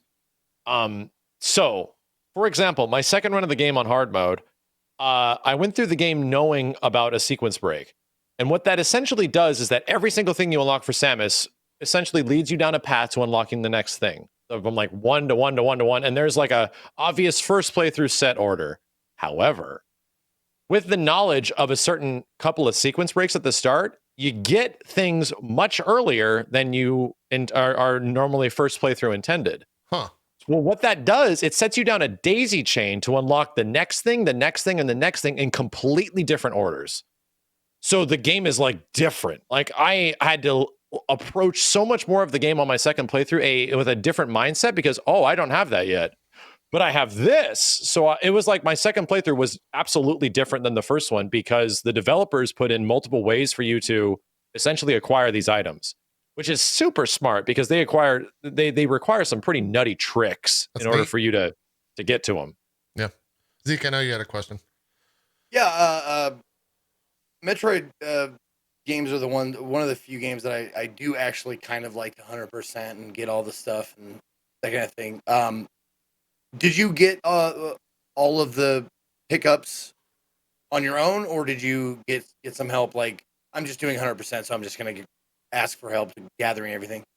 So the nice part about the UX in Metroid Dread is the game will highlight moments where things are missing. So you'll go back to your map and there'll be flashing parts of the map that are like, there's something in there. You just haven't found it yet. So it does like a Resident Evil 2 remake sort of thing where it's like, oh, okay, I'm going to go back and now that I got everything unlocked, I'm going to start revisiting the map. And I literally spent like 3 to 4 hours going back 100%ing the game and just going back to all the rooms I missed and all the different doorways I didn't unlock and just went through the whole fucking map and did all that. Yeah. So I got a little bit of help from the chat in some places because some places are genuinely hidden. But that's about it. And that's super fun. Like that, I'd never 100%ed a Metroid before. I didn't do it in Super Metroid. And it was a blast, man. Like, holy hell, just the amount of insane like I understand what a Metroid puzzle is now, where you have to utilize all these different tools in your mobility from like 6 screens over, and you have to carry all of that over here to do this thing way over there. I'm like, holy shit, dude. I'm like sitting here like racking my brain. So I'm like, if I go here, do that and do this, and it's like I have to turn the chat into yay or nay mode so they wouldn't spoil anything. So it goes to vote only. And I'm like, chat, is my brain too big here, or is it an executional thing? Yay or nay? I could totally see your fighting game brain like doing shit that does no purpose. It became a pretty dang fun chat experience trying to figure out all these crazy secrets in the game too. Yeah. I remember one of the joys and pains of playing a Metroid game is going like, okay, I got super bombs. You go like awesome. Then you come up against like a door, you're like, okay, let me try missiles on. Okay, let me try that. Yep. God damn it. You have to like leave and you have to come back again. It's like, okay, I got the super bombs, I got the super missiles. Fuck, another door. Shit. So the really cool part about this game, this is the shit that just like glazes over your eyes and you just don't even realize when you're playing it. And I really noticed it on the second playthrough is like the game design aspect, where you come back to an area and you're essentially revisiting the area on the second run, right? But this time you got a new thing. You got like super missiles or whatever. What the game does is that in this little spot up here, you see there's an item that was before unacquirable, but now the thing right in front of that item is what your new shit opens.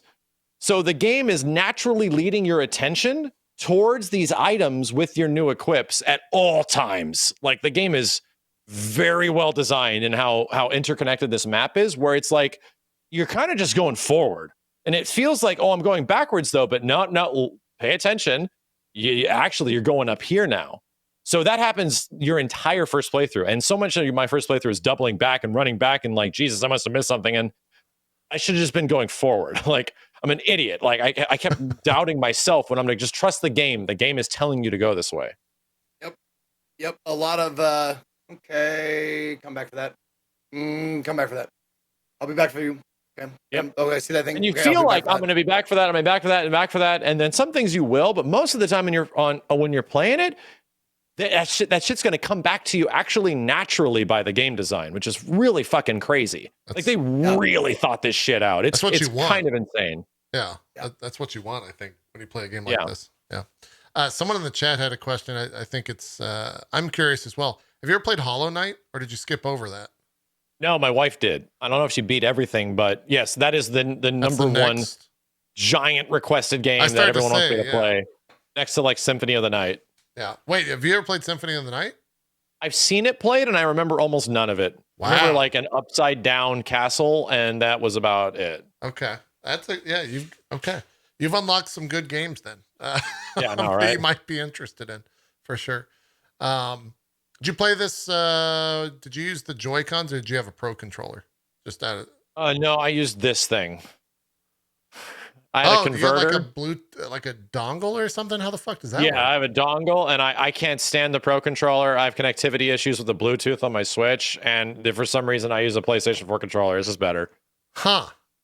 Yeah, I would not use. The Joy-Cons one of would the be bad, I would biggest think. one of the biggest gripes of the game is really the analog sticks and having to use analog sticks to control Samus. I think it sucks. And there's some tricks that actually make it difficult because the stick has to return to a dead zone and you need to go back fast. So that's one thing I honestly hope changes about the game is being able to control it with D-pad. Huh. I'm gonna watch the sequence to see how this thing. Oh, okay. So it can't crawl. By the way, explain them. What's the meme around Samus not being able to crawl? What's this whole thing? I need to understand this so the kids stop making fun of me. Max, help me out. It was some person that like played Metroid or Super Metroid for the first time, like memed about it like a decade ago when they got to like a small hole in the wall where that is meant for Morph Ball, and they're like they didn't have Morph Ball, and they're like, why can't Samus crawl? What the hell is going on? And that was about it. Okay, A fair question. Yeah, it makes a lot of sense. Well, cool. I think Zeke, you're already sold on this, right? You're gonna jump in regardless. Oh yeah. No, I've been waiting for a good 2D Metroid for a while now. Like, I'm not like I wasn't the biggest fan of the Primes. Like I played them and I was just like they were good. fine. It was a different experience, right? Yeah. And but I still remember like playing Super Metroid and going, this game is a fucking masterpiece and I love it. And I mean, even playing the Metroid 2 on the green screen Game Boy, that was a great game too. I was like, man, why they ever go away from this shit? This is just wonderful. Yeah. I think you're really gonna like this game. Yeah, I probably should play it for Game of the Year reasons. It seems like it's popping up on enough people's radar for being a contender of a top 10 list. So might have to venture forth whether it's off stream or on stream. But I'm glad you liked it, Max. It seems like you found a new gaming love out there. A new weeb. Yeah. The old Samus Aran. Yeah. Jericho, let's talk. You want to talk Far Cry for a little bit? Yeah, sure. Yeah, I think you're the only one out of all three of us that have played it.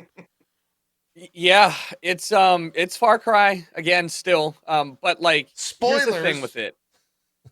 Spoilers. I have a soft spot for Far Cry because I treat it like I treat Fast and Furious movies, where like it's just turn off your brain and play the game.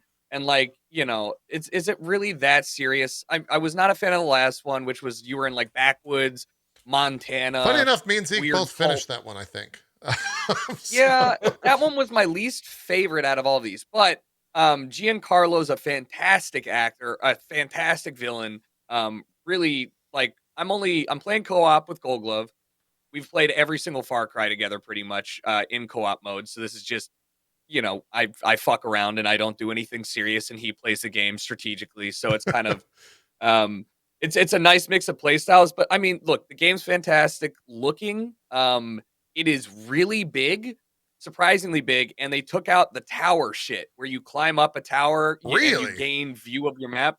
So they've actually done planning on how to get you around the map. You're on an island, multiple smaller islands. So like each mission is like a go to this side of the map, and you know while you're there, you might want to go explore for different stuff. So we're on the tutorial island. Air quotes. Still pretty big. With a car, it took me like 3 minutes to drive across, 4 minutes maybe, and this was 1/15 of the whole map. Oh, it's fucking huge. So yeah, it's fun, stupid fun, good fun. There's like little RPG elements where you can like upgrade your stronghold to get like access to better weapons and whatever. And this is Guapo, one of your companions. I've heard a lot about Guapo. I feel like he's the star. Guapo's great. Star of the game. Chorizo's the winner. It's a little wiener dog with paralyzed back legs, so they gave him little like wheels, so you know he carts himself around. Wait, can you use him in the field like you can Guapo? Yes. Yeah. What is he? What Yeah. is? What are his gameplay moments? Like what is? He like nips at the heels and distracts the enemies. Ah, yes, He's Far very Cry. liable to die. Yeah. I mean, you can cockfight in the game. Like literally you can it's like a mini game where there's a cockfighting ring, you choose your cock, and then you go into there's, use JK and L to do like high, mid, low attacks, and you can dodge roll. Like it's like Apparently, Street it's Fighter. very Tekken-like. Yeah, yes. Okay, thank you. Yeah, Tekken. It's like a Tekken-esque, 3D but it is- fighter. What the Yes. hell? Yeah, almost. It's kind of weird, but I mean, you play Far Cry to enjoy the general absurdity of the combat. Like I have a giant like a railroad stake gun. I don't know. It shoots like a Yeah, thing. You have a giant rocket launcher on your back. There's nothing serious about this game. The gunplay does feel good though. So that's good. hey, if you want it, like, good turn off your brain and play a game. And I think it's Far Cry's always had a pretty decent hunting, gathering, kind of side quest game where you can just play it not to advance the story and enjoy yourself. And they've done a good job expanding on that. So I'm pretty happy with it. I will finish it. Yeah. Let me ask you this. So how far? Well, How far are they Max. getting towards Just Cause territory, where you like grapple hook somebody's foot to like a propane tank and they go into Yeah. space? That and was you what nuke I it was off? going to No. ask. Oh man, God, you love Just Cause for it. It is Far Cry is like 50% of the way there, and I don't think they're gonna. It's not much bigger in like absurdity to the last one. Like I was throwing shovels as my primary weapon in Far Cry 4 or 5, right? Like it's absurd where it needs to be. You can still do crazy like physics engine glitches. I'm still like assassinating people in silly ways, but it's not grapple people to the airplane like and like have it take off. But Makes sense. you know, Is yeah. Giancarlo Esposito worth the price of admission and loan? Do you think he makes it worth It's a $60 $60 game, right? Yeah. No, I mean, I don't know. I Like hate recommending games because Well, it's not like necessarily. what Yeah, I guess what I'm asking is his performance of Giancarlo He's really good. Esposito's performances in like Breaking Bad or any other he's famous thing yeah, he's done. That was the second thing that I said, right? Like he's fantastic. Voss was like a really fun villain for me in Far Cry 3, I think it was. Giancarlo is currently my favorite villain so far. He does put on a great performance, yeah. I mean, he might be the reason that I buy it. People are saying $15 for Uplay Plus. Oh, do Yeah, they but have then you like have to get your a, subscription. Yeah. they've got like a Game Pass thing on Uplay now, I guess. Some sort of similar system. I think they might actually had that for a while. I'd love to know. Yeah, I think they've had it for a minute. It's good on them. So for the 4 of you that have that, you can get it for $15. I mean, also Far Cry's tend to go on sale. I don't know if this is a game you need to play today right now. You could probably play it in 6 months and it'll be just fine. So maybe wait for sale if you're feeling it. $40 would be great for this, I think. Do you happen to know like if you mainline the main story, what the playthrough is? 17 and a half hours, according to how long to beat. And that's just main story, and Far Cry does a good job, like I said earlier, doing a bunch of yeah. Wait, what? I wish I'm looking at it too, and I was like, I'm pretty sure I was. I think I'm. Was this I don't drug know. day on stream? Is that what just happened? No, I think I was making a pretty vulgar joke about like getting cummed on, if I'm honest with you. Got it. So, Okay. All right. Yeah. As you do. So now you know. As you do. Yeah. I'm glad I asked. Pussy. All right. Pussy. It's probably a cussy moment. It's true. It's true, 11. So Wait, did we go over like it how it looks and runs and stuff? Does it like make your Runs graphics great, start looks smoke great. out or I don't know, man. I think they've done a good job with the optimization. I play 1440p ultra graphics. I think 90 plus frames. I don't know if they have an overlay for Uplay, but yeah, feels great for me. Runs great for me. Looks great. The screen tearing is only in the cutscenes because I think they're capped. I don't know. They're maybe capped at 60. Probably something like for that. console But, shit. They usually do that. Yeah. Oh, and it's so cheesy, man. God, it's so cheesy sometimes, but it's just like that's Far Cry. Like the second mission is go assassinate the president. And you're like, I'm sure this will all turn out just fine. Yeah. It's like, Well, I think ever since like what 4, right? They started to slowly get into the absurdity, and you mentioned 5, and like me and Zeke can 5 both was so attest bad to, shit. it was comically absurd. Yeah. And this one seems like they're doubling down on like the fun aspects. I think Max made a great call with Just Cause being a way to relate to this game. But Yeah. I feel like Just Cause went too much into the Just Cause world and made it not fun. So Yeah, hopefully they don't like approach here's your that with this franchise. yeah, you have 3 weapons, 4 weapons crafting. You can upgrade. There's unique weapons that you can't modify, but have unique statistics, like a pistol that just shoots. This is like the first day that I was playing through, but you like a pistol that shoots fire or poison or yeah. So I'm happy with that at the very least, and yeah, I would say it's like half of Just Cause. Not quite there. Story's pretty okay. Cool. Let's So talk. would you say, just real quick, people were like talking every time a Far Cry thing came on, it was like everybody was like political or whatever. Like, how did it feel? Did it feel like preachy or shitty or Uh, whatever? I think the funny thing here is I mean I don't know if this is what they did, but like there's a longstanding um conspiracy or rumor that Cuba has a cancer drug that they are just keeping to themselves as XYZ, which is kind of what this is based off of. Is it political? It's not any more political than the last one was, where you're like it's all about cults, and at the end it's like spoiler, it's about drugs in the water, and you're like what the fuck, right? I think they go about 60% of the way they could, or like of the way towards the political spectrum, just enough. You're like, yay, political game. And then and then it just takes a left turn and you're like, none of this is even remotely close to being political. We're not going to like, yeah, it is what it is. It's not that crazy. Okay. Wait, is this how they handle like? Is this main mission or this is a weird Main missions. Yeah. Huh. Really weird. It's almost like, that's why I said it's kind of like RPG. Like you're in third person in some of the camps for no reason. You like if they don't explain it, you're just in third person, and then you go into first person when you leave the camp. And I'm like, okay, great. Interesting. Yeah. Say hi to the cleaners. I see them then back there. Say hi. Oh yeah, they're doing it. They got the backpack vac. Yeah. Yeah. Feast your eyes on a 179 privilege. No, I'm looking. I'm looking forward to playing it. Playing Far Cry 6. You get a co-op? The only time I play any Far Cry games, I have a Far Cry partner just like Jerry. But I'll tell you, it seems a little bit less like co-op and more like kindergarten or babysitting or something like that. Well, I think that's the same same thing. You're in Brennan's. Was that still Tutorial Island right there? So I'm sorry to interject. Okay. Wait, no, I'm sorry. I didn't even see. I'm pretty sure. Just go back 5 seconds. Hit the arrow key. Oh, it's arrow key. Yeah. Did you see it?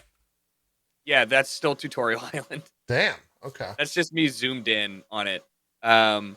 I believe I don't go off of Tutorial Island On day until until yesterday because I was waiting for Goldie, and Okay. that's when it's like 8 kilometers across. Wow. No, I'm sorry, it's probably bigger than that. The longest distance we've had to go is like 6.5 kilometers, and that was just vertically the size of the map, not horizontally. I was like, okay, and that took a while. It took like 10 minutes of driving. Is there any flying vehicles? Yes, There is. flying tanks, airplanes, helicopters. Was there flying stuff in 5? Yeah, there were helicopters. For some reason, the only thing I remember from 5. Oh, there's for sure flying stuff. Okay. We had a lot of fun with those. Yeah, the only thing I remember from 5 is watching the AI people that I gave a rocket launcher just like try to shoot a rocket and then hit a tree 3 feet in front of them and just die. Well, that's I was like, this game is a great game. This game is it's all content for that reason, right? Like the AI is so it's like a show in themselves. I'll be hanging out and then like they'll get into a skirmish and then like fire will start and then Guapo will get caught on fire and he'll run to the enemy. It's just chaos. And you're just standing here like, all right, cool. Like, What are you going to do? Awesome. Emergent gameplay. Yes. Yeah, a lot of that. Emergent gameplay. A lot of that. Yeah. I don't know what that means. It's like a trendy buzzword now that marketing people, I shouldn't say developers, are starting to use for like open world games. It's the Oh, for emergent games that have, gameplay like- that creates itself. Yeah, gameplay that creates situations that could be Yeah. unique for every player type of thing is emergent gameplay. Gotcha. Okay. Yeah, it's the new Yeah. buzzword. One of them at least. Let's talk Battlefield for a little. Jericho, did you go back and play anymore after last Wednesday? I played 6 hours, which was a lot for one map, one game mode. And let me tell you, that game felt way better than I thought it was ever going to feel, and I was pretty happy with all things that I was playing until I got off the game, and all my friends who are huge Battlefield, like, Smitty, Eli, love the game through and through, are like, man, this game's gonna fucking suck. Yeah, and I was dude, like, I was the same what? way. I was so surprised. Same exact experience Yeah. that you had. Right. I was like, damn, it's gonna suck. Why? And they were going through all these lists on like the changes that they're making or didn't make since the alpha. All like they're very convinced that this game is not worth their support at the current moment, which was surprising to me because I was like, man, this game feels great, guys. Like the gunplay feels so snappy. Like I could not agree more, man. Yeah. I felt like we played two different games, dude. Like, because maybe I went as far as to like watch like Skill Up, YouTuber that I watch a lot of, and we generally share the same opinion, so I watch a lot of his content just for that confirmation bias, etc. And I was watching him like talk about Battlefield. He fucking ripped the game apart, said it needed to be delayed again, like said this was not ready for launch. There's no way in hell that, 4 weeks or 3 weeks out from launch that they're going to be able to like ship this game in a working state. And I was like, dude, did we even play the same game? Because I had zero issues from a performance perspective. And the gameplay was like, the first day I was a little cold on it. And then I think the second day when I was just playing by myself and I started doing like dumb Battlefield shit, I was like, oh, okay, it's a dumb Battlefield game just like all of them. And I had a lot of fun with that. I went back like the third day and I had just as much fun. So the glaring issue here, which is very weird to me, is the build we were playing was confirmed to be at least a month or two old, right? It was not. It was from July. It wasn't from. It's not the most recent build. Which I was like, well, then why are we beta testing this for you? Like, what is the issue? The HUD elements are huge and unscalable. Like, they really need to work on that. And then, as somebody said in my chat, and a lot of people echoed, they removed the class system that they had. So like, and for me, a hardcore Battlefield player, I don't care one way or the other very much. I think that that's a fine change, but I get that people really don't like it because it was a core Battlefield thing they've had for a decade. So it's a weird thing to change it, something that's significant that also wasn't that significant or needed. Like nobody was requesting that change, I don't think. So I guess it was a lot of decision-making things that I was kind of confused for. And I have nothing else to add other than like I have to kind of believe my friends that care way more about Battlefield than me, which is why I'm like, I will obviously play it on launch, but like shit, what am I not seeing here? Dude, you take all the words, all the thoughts on the game myself, because I was the same exact way. I like enjoyed the game and I like streamed myself enjoying the game and like laughing and having fun. And then I'm like, wait a minute, was I not supposed to enjoy this? Like, stop having fun. Did I? Yeah, no, literally. Did I misconstrue with this experience to my audience? Do I need to apologize? Like, I was very confused. I'm sorry, I had fun. It was a strange experience. Everything you just said, I think I will echo. I do think there definitely are issues. Like, where the fuck is the global scoreboard? How the hell do you not have a global scoreboard in an FPS game where it's 64 versus 64? You got to know if you got to know where you stand, or else you can't like. I hope they didn't do this, but like, I want to be able to say, man, that guy sucked just like I thought he sucked because I could see on the scoreboard he went 1-10 or some shit, right? Like, that's part of the Battlefield experience, part of the FPS Online experience. But I could totally see where they would not put that because of assholes like me, right? Like, they don't want to give us the ammunition to be able to say like, oh, well, we lost because this guy went, he had 30 deaths or something like that, right? Like if we had those 30 tickets, then we would have won type shit. A lot of these big scale FPS games really try to scale everything down so that the people that aren't good don't feel as bad. Right. Because that represents a very large majority of people that are playing the game, Yeah. And Jericho, you might be best to speak to this because I think you played more Call of Duty than all of us probably combined. A lot of people said that they Call of Duty-fied Battlefield. How do you? Oh yeah, they did. That's why I love it. Is that why you think people are also upset a little bit? The movement, I literally got into the game and started running, and I stopped and I was like, oh man, this feels like COD movement. It feels a little bit like Apex. Like the way that you run in Battlefield of old, you had heft, you were kind of clunky and unwieldy. Like your movement as a character felt more close to Tarkov. I don't know how else to explain it. Or like even Halo's old movement speed than what it currently does. The same with Halo. They totally codified Halo movement and it feels way better in my opinion. So I like it. It makes it faster. And for a game that's this size, like you need the at least the illusion of speed because it's a long run. And so the sliding in the game is Call of Duty-esque. It's yeah, I think it's for the better, but I mean, it definitely will feel different than old Battlefields, and for that, I see a lot of people maybe not enjoying it. Right. Yeah.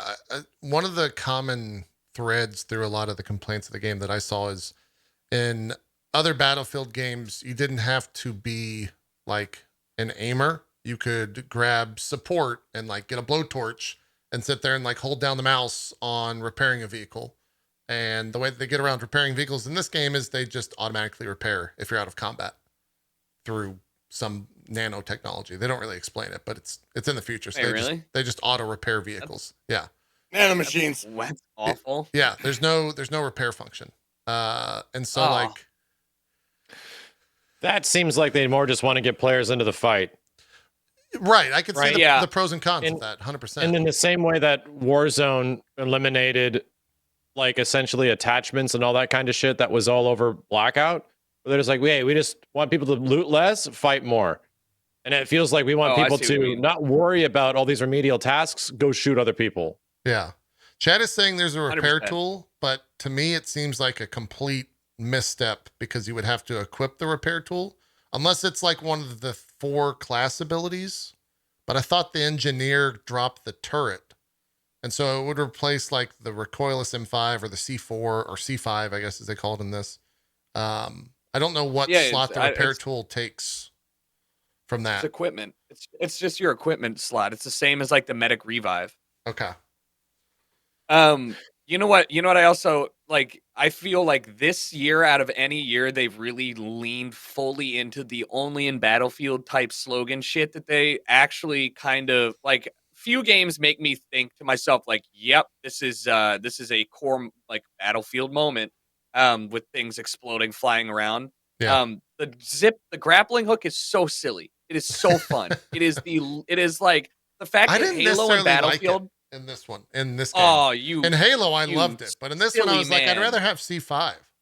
I want to blow shit up, not like zip to places and die. No, because you zip up and you use it as like a swing, and then you can do trick shots in the air. Like how it's like silly. I get what you're saying. Silly. Yeah. For me, and I think this is just how we experience Battlefield differently. For me, I would go to the highest spawn point in the game, jump off with C5 and drop it on top of people that were unsuspecting. However, I noticed by the 3rd day, motherfuckers started looking up bomber. And I couldn't parachute it on top of people because they would just shoot me out of the sky. And so I don't know how how much fun I'm going to get out of that scenario. Try hard assholes. Let me have fun. There were some real gamers over the weekend. I'll say that. There are definitely some like weapon kits that you can get that just the time to kill is so fast. Jericho, I got a question for you. In terms of the overall impression that this left with like the latest Vanguard beta, which one is sort of doing it for you more? Battlefield. Really? I'm actually not excited for Vanguard in that I'm excited for the new Warzone stuff. I don't play Warzone, but traditional TDM, like unranked gameplay doesn't fucking do it for me anymore. Like I can't sit and play unranked Call of Duty public matches for 6 hours. Like there's my only goal is to have like 15 minutes of a good game and then do Yeah. it all over again. It doesn't do it. Battlefield has these large scale, I don't feel pivotal to my teammates' success. So if I want to spend 20 minutes setting up a C4 rocket, like stupid thing, I can do that. And like there's more content and variety here. Same with Halo. I feel like there's a lot more variety with what I can do. So yeah, Battlefield also new game modes that they're gonna try out with the Portal game mode and this like weird Tarkov type mode they haven't announced yet. They announced they had a trailer announcing a full trailer for that or something yesterday. I haven't looked at the news yet I haven't looked at it. Yeah, and some of the leaks were saying that it was like it was more Hunt than it was Tarkov. Right. It's tomorrow, maybe. Okay. I mean, well, I'll have to see what that's like. But like all of those things are more interesting to me than the traditional Call of Duty experience. Warzone, great, I agree. fine, but Battlefield it's also $40 or $60 is a lot for Battlefield. Halo being free, I know we're not talking about it, is like dude, huge. I'm gonna be 100%, and you know this because I talked about Halo the entire time that we were playing Battlefield together. I think Halo this year is going to fucking dominate every other multiplayer shooter on the market. Not only because it's free to play, but because it's the best one. Hands down. It is what you want from a multiplayer shooter with friends to just fuck around and have fun with.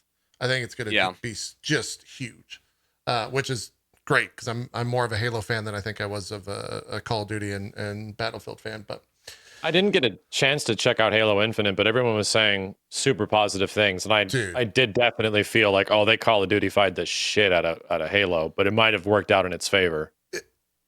Yeah. I mean, how do you feel about that? I don't know. Like, maybe I'm just reluctant to admit that they Call of Duty-fied Halo, but maybe they did. I don't know. No, but it's okay. Like you right?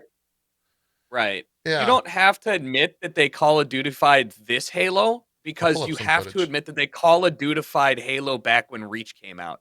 Okay? Like when they put Bloom in, when they put specialist operators with abilities in, when they like all of that was hand in hand with like Black Ops and shit like that. Like it is Call of Duty 5, but this Halo Infinite is still as true to Halo of an experience as I would have hoped it would be, even though the movement like Max is talking about is what I'm talking about when I say Call of Duty-fied. Like that, maybe even Apex Legends because that grappling hook, I said it on stream, I was like, if you had told me that the second best grappling hook, maybe the best grappling hook in a video game would be Halo and not like Apex or some other like Quake-esque shooter, I'd be like, you're so crazy. What do you mean? Movement in this game is so good. The grappling hook is remarkable. Like I'm it's so sad. Smooth. It's so stupid. The amount of like incredible moments that it creates, and I think it's forbidden for me to ever say, Zeke, you should play this FPS. I feel like Zeke would fucking love Halo because of the grapple, because it can get you into like crazy, absurd situations where you're grappling a fucking tank with a gravity hammer, and right before you actually like take over the seat, you let go and then slam the gravity hammer, and the tank goes flying in the fucking sky. And you don't even have to aim for any of that to happen. You just like point your reticle towards it. Those type of moments are just remarkable. It's so fun. But unfortunately, it is still Halo, so like you're going to have such a huge skill disparity. Like Halo, this Halo without hidden MMR, or I mean, I think there's going to be ranked playlists or something. There will be probably, dude. It's going to be it's going to be one of those. Yeah, but I think there's also fine. I think there's casual play. This is big team battle, and honestly, I had more fun playing big team battle than I did the 4v4 stuff. Weird. I was just about to ask that. How big is BTB in this game? I think it's 8v8, so 16 players. No, it's more than that. Is it? It's 16v16, right? That's great. 12v12. Oh, it's 12v12. No, it's 12v12. Yeah. Okay. Yeah. That's decent. Yeah, that's good. Yeah. That's what it's always been. And it was CTF. At CTF, they had some Team Slayer in this. I never played Strongholds, but it's kind of like it's King of the Hill type deal. Even that thing right there, by the way, the other equipment stuff, it's a pushback. So, for example, if a fucking warthog is barreling down at you, you pull out this thing, and if you aim it at a wall, the warthog gets knocked back, slams into a wall, and explodes, and you kill 3 people if there's 3 people in it. Like that type of stuff is going to create so many fun moments of just. In previous Halos, if you saw a warthog and it was just you'd get obliterated. You would get destroyed by the turret. And now there's actually like a way to defend yourself against that type of shit. And those equipments are everywhere on the map that you'll just stumble upon with how they've built so they're levels. not cooldown based.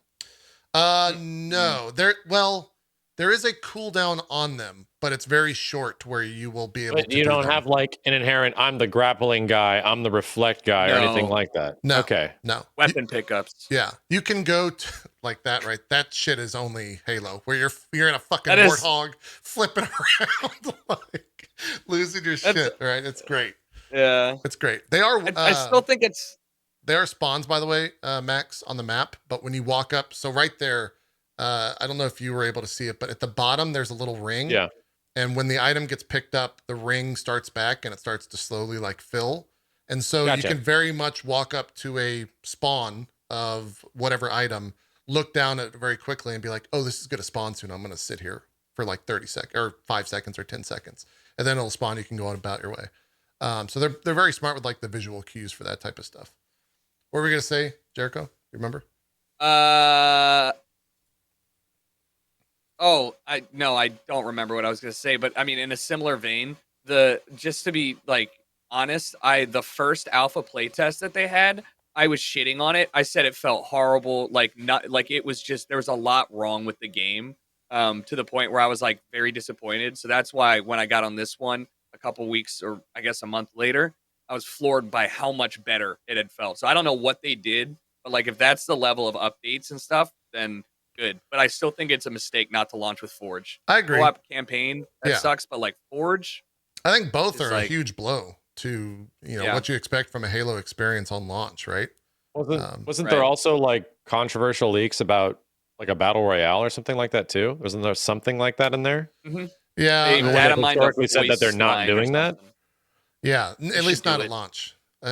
I suspect, being that Infinite is looking to be more of a service and like an online perspective, that 6 months, 8 months after the game's launched, a great way to get those people that played throughout those 6 to 8 months is to launch a BR mode, right? Like get people back in the game by announcing more shit.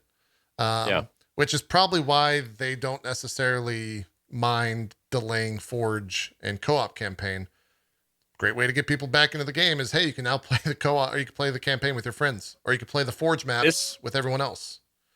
Come back and play this free-to-play game. Do we know if this is the last like Halo, or like, because if what you just said?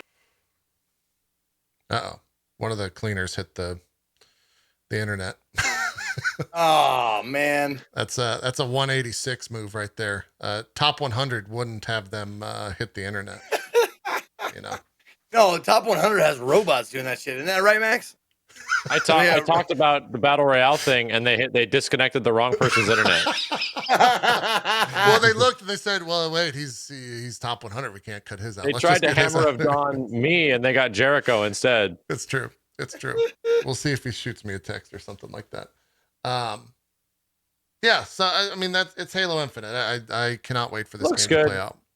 I'm actually curious because I'm one of the weird ones. I loved the Vanguard beta, and this is somebody that kind of stopped playing. I stopped playing Call of Duty multiplayer back at like Ghosts. It became less and less interesting. They made things worse and worse and worse, and I was like, this just isn't as much fun as I remember.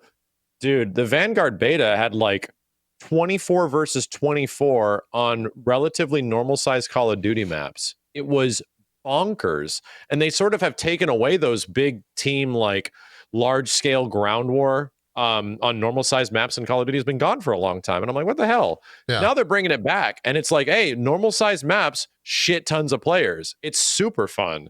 So to me it's like, damn, this is doing exactly, I mean, it's relatively like it's a World War II shooter, but I was having a lot more fun with it than Modern Warfare multiplayer, than especially Cold War multiplayer. Because I played those games for a few minutes, and that was it, man. There's a grapple. but I started grabbing at every single one. Yeah, I can't remember the last time I played a COD multiplayer. It was probably like Warzone when it was first announced, just because it was a new thing. Warzone and Blackout are genuinely great times. Yeah. Did you ever play the? Do you play the campaigns at all? That's like the one thing I do play is the campaign for every game. Really? I haven't. I don't think I've played the campaign since Black Ops 2. Man, I don't. Maybe I think I played Infinite. No, wait. I think I played the one with shithead Kevin Spacey, whichever one that one was. Oh, that was Advanced Warfare. I think it was Advanced that Warfare. Was like the X, last one. To pay respects, or press F to pay respects. Yes, that was the last one I played. Yeah. Okay. They're pretty. The past two have been pretty fun. I've ranted before on the show about how much fun I had. Everyone says Infinite Warfare is like primo, like single player Call of Duty campaign stuff. I'm kind of curious to see if I get a chance to check it out. Yeah. They're dumb campaign fun, right? Like you know what you're gonna get, and it looks very pretty ultimately. Yeah. But I think I actually played the Modern Warfare or the Infinite. Hold on, excuse me. The space one. There's the a lot space of words. I played the I space skipped Call that of one, Duty and you campaign. played the space one. Yeah. I think that was the one. That was the only one I've skipped. I think so. Maybe I have to go back and revisit that. But yeah, sorry guys, I am here. I'm just letting you know. That's true. Didn't mean to scare you with my voice. I got confirmation. The cleaning crew did pull the Ethernet cable, so Jericho will be back. That's amazing. Yeah. Nice. He'll be back soon. Yeah. We saw the whole story like pan out right in front of us. She was like going up the stairs, that she was in the back, that she circled around a few times, that she's coming through and destroyed the internet. That's true. What else do we have to talk about? Battlefield, to kind of sum it up. I hope all the things that people want changed and fixed get fixed, because if that means that I don't have friends to play a Battlefield game with, that'll definitely shorten the amount of time I spend with Battlefield. That is a game that is like quintessential fun with friends. For whatever reason, it might just be the fanboyism that took place. I played the shit out of Halo Infinite, and I had no friends playing this at the time. I just popped into these big games and like had a blast, just playing with complete randoms. So I'll probably do more of that, most likely. It was a good time, and the matchmaking made it so I wasn't playing with like absolute sweat lords the entire time, so I wasn't just getting destroyed. We'll see if that's the case on launch. I think if you have a free to play Halo game, it's gonna be a lot of sweaties in those matches for sure. But maybe they'll filter them out. I don't know. What else do we have? Is there any other? Talked Far Cry, talked 2042, talked Dread, talked Infinite. I don't need to talk about. I was in the Final Fantasy 14 Endwalker media tour 2 weeks ago, but I'll talk about that after the stream. Max, you get play Endwalker? Are you? I jumped on the hype train like back in July. Yeah. And if I only put in like a couple of hours into the game every few streams, you don't get very far. So no. I got to the point where I beat Heavensward. I did all the Alexander content and stuff like that. I got to the end of post Heavensward, and I'm on my way to Stormblood, and that shit took me like 2.5 months. So yeah, I'm like, this game is long, man. Like chat was giving me the impression like, oh yeah, you're at the end of Heavensward, you're almost there to Stormblood, and then we're gonna get to Shadowbreakers. It's gonna be a great time. Like sick. And then like 4 weeks later, I am just at the end and beating Heavensward now. So I'm like, I'm really enjoying myself, but damn, I need to stop streaming every other game. Yeah. That sounds about right. So I'm unfortunately not going to be able to catch up to the hype train. I really wanted to, because it was like I want to like enjoy this the same way everyone else is. But yes, like the game does allow you to essentially casually play, and I had like a wonderful group of people that are helping me out and sort of like escorting me through the world. But damn, dude, that MSQ shit takes a long time. Yeah, and they I guess now, since there's no embargo, they said the game director told us that it's a lot longer than Shadowbringers, and Shadowbringers was 50 plus hours of 40 to 50 plus hours of MSQ.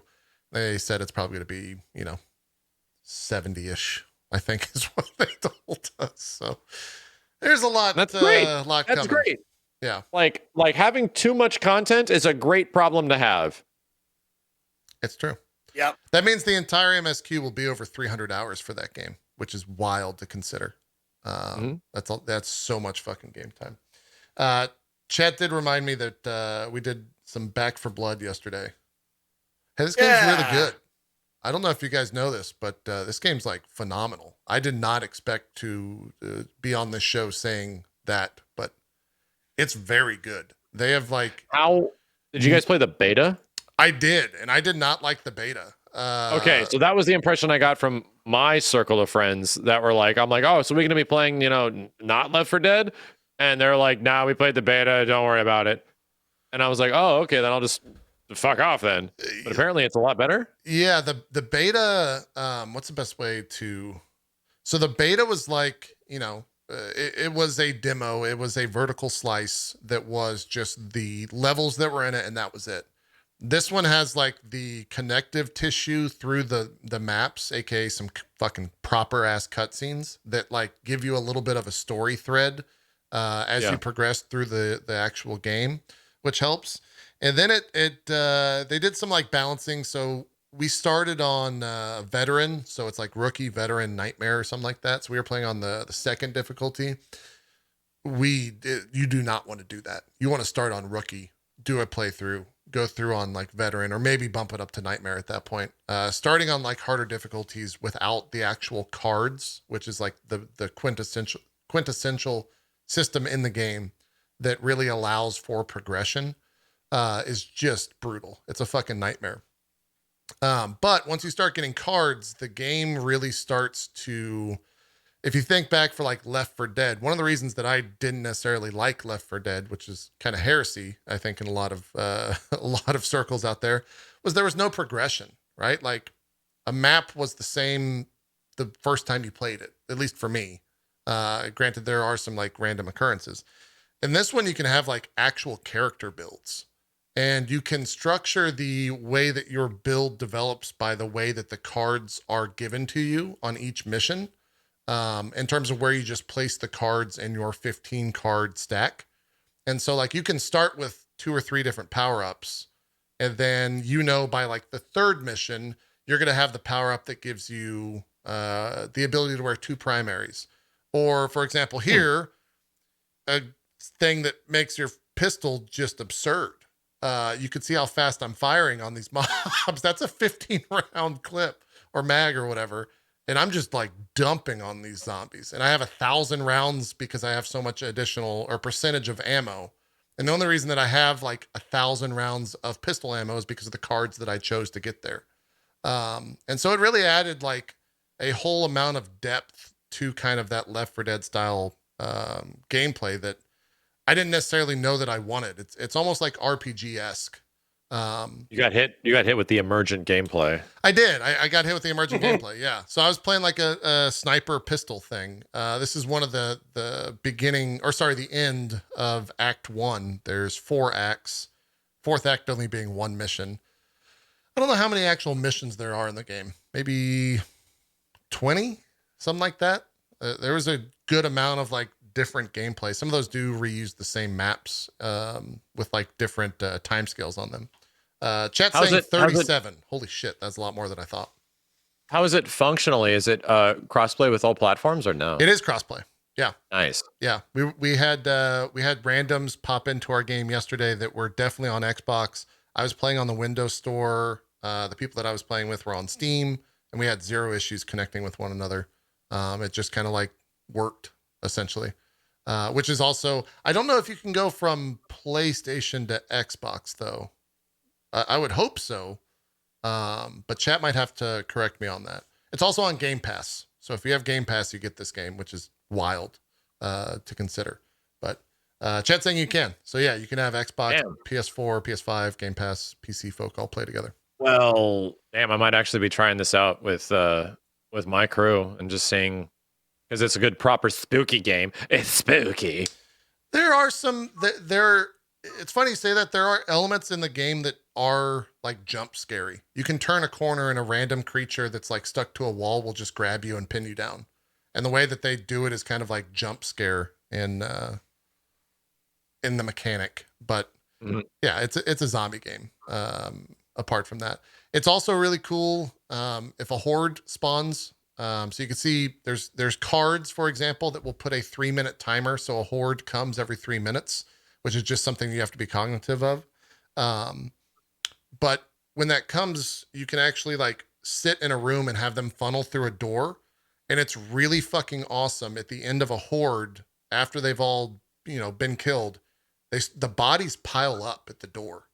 And so there's just a Oh, so you mound. see all the chaos. Yeah, there's just a mound of like blood and guts and mush of everything you just obliterated just right there with like blood splatter all over the wall. Collision?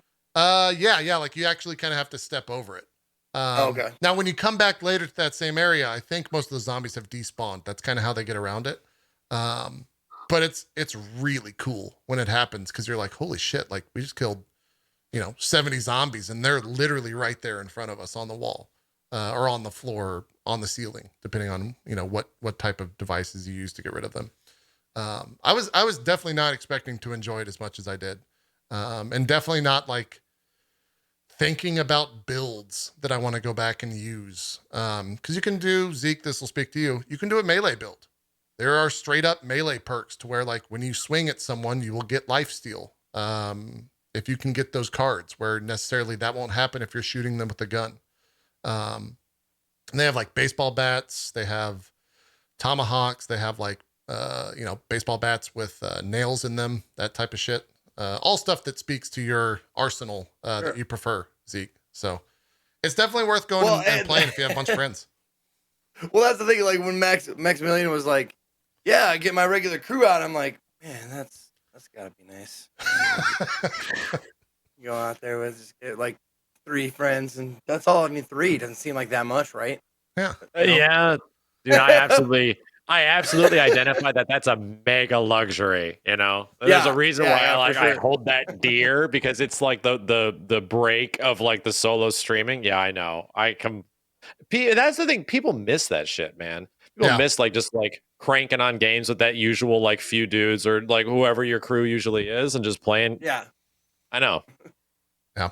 Well, also it's my fault. Like I'm not saying like, oh, poor me, forever alone. I'm saying like I know that I played co-op games on my stream before, and it's it feels like I'm ignoring chat and all that kind of stuff. I'm not as interactive with them. I'm not like picking out comments and stuff like that. And it always feels weird, so I tend to shy away from it and only do it like on special occasions. It's a different stream. I 100% can relate to that. Like you approach chat differently. And if like your stream or your chat is not necessarily used to that, it becomes apparent very quickly. Maybe I need to make them used to it. Maybe I need to treat them, like to more co-op streams so they get used to taking care of themselves when daddy's not paying attention. Dude, pick a day. A deep tissue massage to the chat. Yeah, just make it like, hey, we're doing multiplayer shit today. I want to check out this, it's multiplayer Monday or some shit.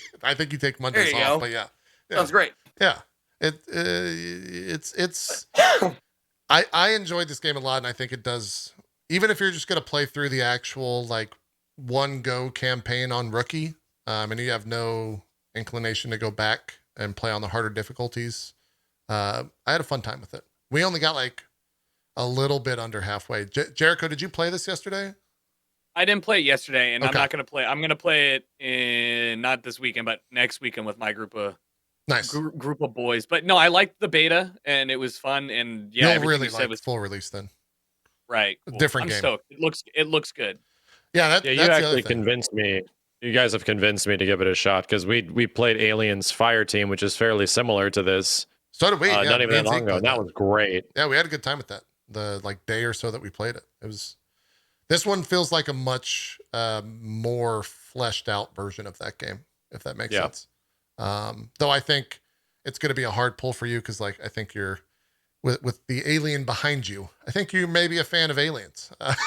No. I don't know if that's Definitely didn't name my daughter Ripley. maybe No maybe you worries. like the alien stuff. Who knows? No worries. Yeah. But it's definitely worth it. I think Back for Blood is kind of a surprise that I enjoyed it this much. There's also moments where it's like, hey, you need to stop shooting these guys and just fucking run, right? Like you're not going to survive. The AI is smart enough to where if you're just like fucking around trying to loot, it's like, no. You're gonna start dealing with these creatures now, or you're gonna die. Oh, that's great. Yeah. So if you have like so you're telling me if you have a party member that's just a loot goblin, Yes. and they just love being a loot goblin, the game is gonna come after and get them. Yep. I love it. Yep. We have to play it on stream now. Yeah, the AI is very good about that. We ran into a creature.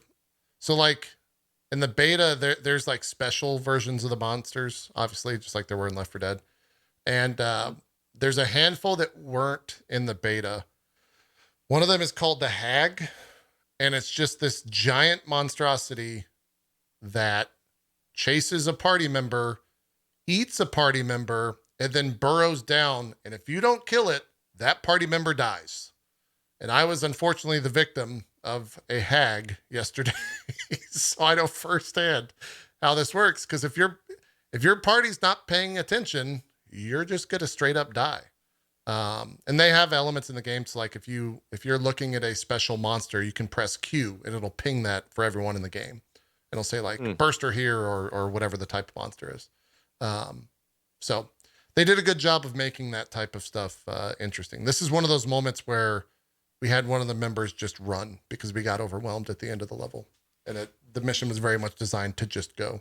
I think you're supposed to like nade some of the mines so they stop rushing you, but we didn't have any nades. So it's good. It's also on Game Pass again. So if you have Game Pass, just like the stupidest deal in video games. I don't understand. I don't understand.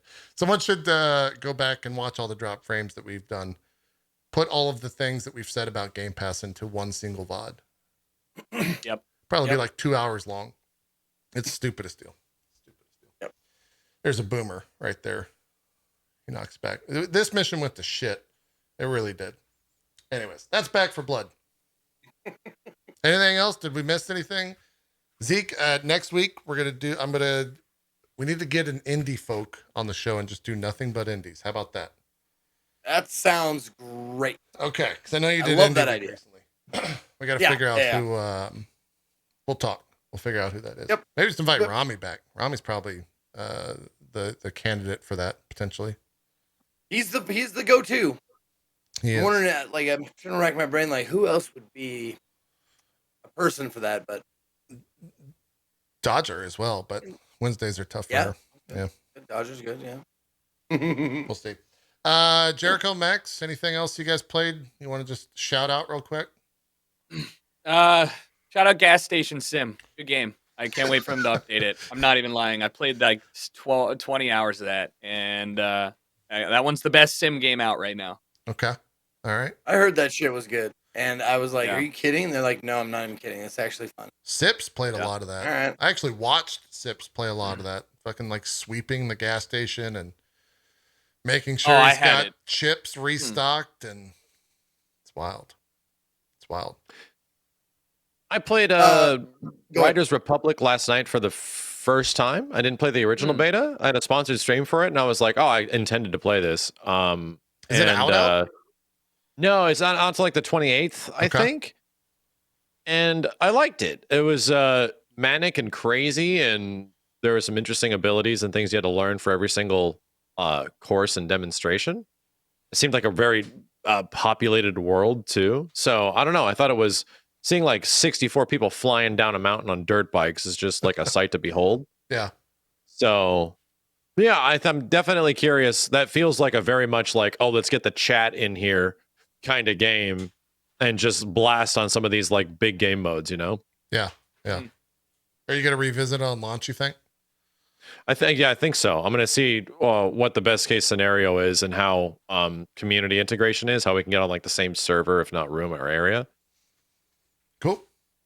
I'm looking at the games played. Also, Zeke, I do want to spend some time on Parasite Eve. I watched Okay. your clip of the end. Not next week for sure. I watched you fall victim to the the Yeah. save thing. I don't want to spoil it. We'll save it for next week. Motherfucker. Yeah.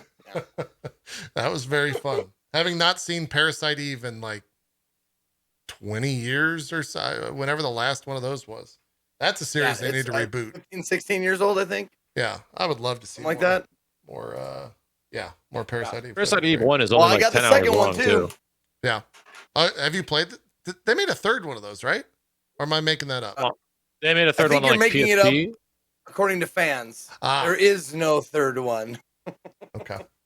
Yeah, they're like 1 and 2 are awesome. Don't bother. Don't worry about 3. Kind of like when I was like, I want to play Devil May Cry games. Like, oh, you're gonna play 1, 3, 4, 5. Like, wait, did you skip a number? Like, no, we didn't skip a number.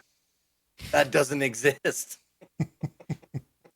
Jericho. I wanted to say, Maximilian, if you ever get the inkling, and not just because I'm sponsored to play it, but the Castlevania Advance Collection has 4 of the 3 Game Boy Advance games and 1 Super Nintendo game, in a package with like awesome quality of life shit. Like it's like Castle. It's like Did you ever play the Game Boy Advance games? I knew Castlevania of ones? them. I never played them though. I've actually never played through a Castlevania game in full myself at all. Man, you got a lot of games to play. I played the shit out of the Castlevania Advance games and I loved them, and I was just really excited that not only I'm getting paid to play them, but they came to PC. They're really good. Yeah. That seems like potentially the beginning of the redemption arc of Konami. Potentially. Really, you think they're redeemable? I mean, they can be. They just gotta want to be redeemable.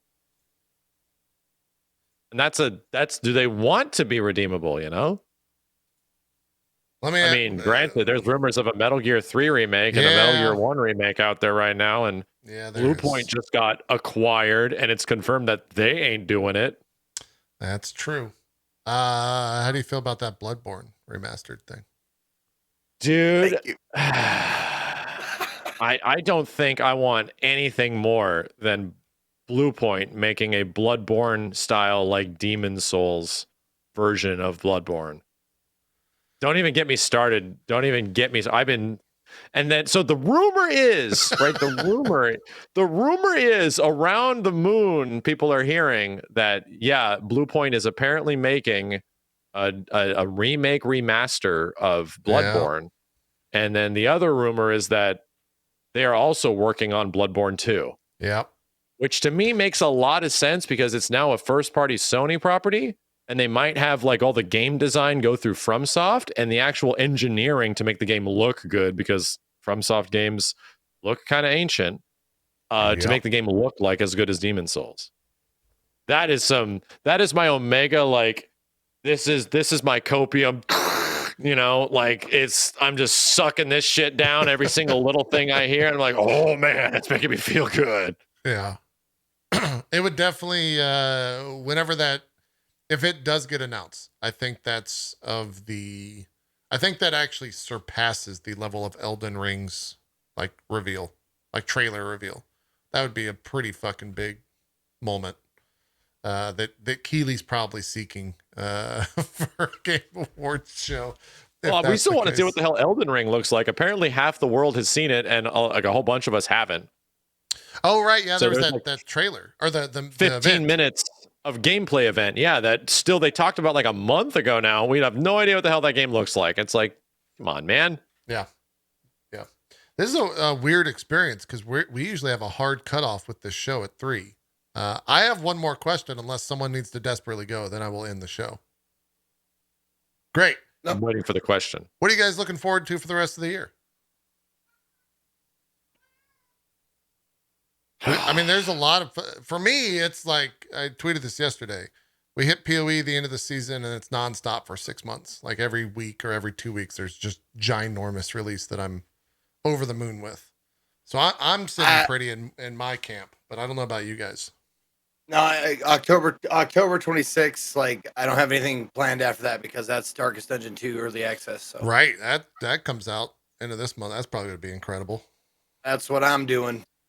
I have so much stuff to try and cram in between there, and I don't know how long I'm going to spend on it, but it's probably going to be half of fucking November because fucking Darkest Dungeon is a tough game. You got to start over sometimes, and you just I got wonder to how buy a much new content keyboard every there's gonna once be in a while, there. and you got to buy a new mouse and maybe a new monitor every once in a while, and then you throw your camera across the room. Maybe you got to get that too. True. All very true. I think I'm actually, and it sort of just popped up, and it's honestly one of my favorite games of all time. I'm looking forward to playing Resident Evil 4 in VR. Yeah, that's a thing that exists. Seems like a weird. I hope it doesn't suck kind of situation, because RE4 has already been remade by fans and it's like amazing. Yeah. And I mean, it's practically still in the year, but Elden Ring, I guess. Like there's January. Mario Party, which is fun, but I think like I want to play Vanguard, I want to play Infinite, and I hope they're good. But nothing that's like astronomical at the end of this year that really is like screaming to me outside of like a few games like that. Okay. Like I think Elden Ring is like the next really big one for me. Yeah. Yeah. That I makes mean, I sense. think I'm the same way. I'm not. There's really nothing that I'm desperately looking forward to. I think that Halo and Call of Duty and Battlefield will have enough content to get me to the end of the year. And then there's a bunch of stuff. We have Horizon and like all of the delayed AAA games are coming out seemingly in January, February, March. So New Year will be good. But I'm just coasting, I guess, for now. Yeah. Man, this might be the first time where I'm the one that's like, man, I got so many games to play. Because I'm usually the guy like, there's fucking nothing. I ain't got Right. Zeke, for you, I know you mentioned Darkest Dungeon. Anything else on your radar for the end of the year? Yeah, 1 second. Let me. For me, here I'll read you my list while you're looking at it. I got PoE, then Guardians of the Galaxy, then Age of Empires 4, then Forza, then Oh yeah.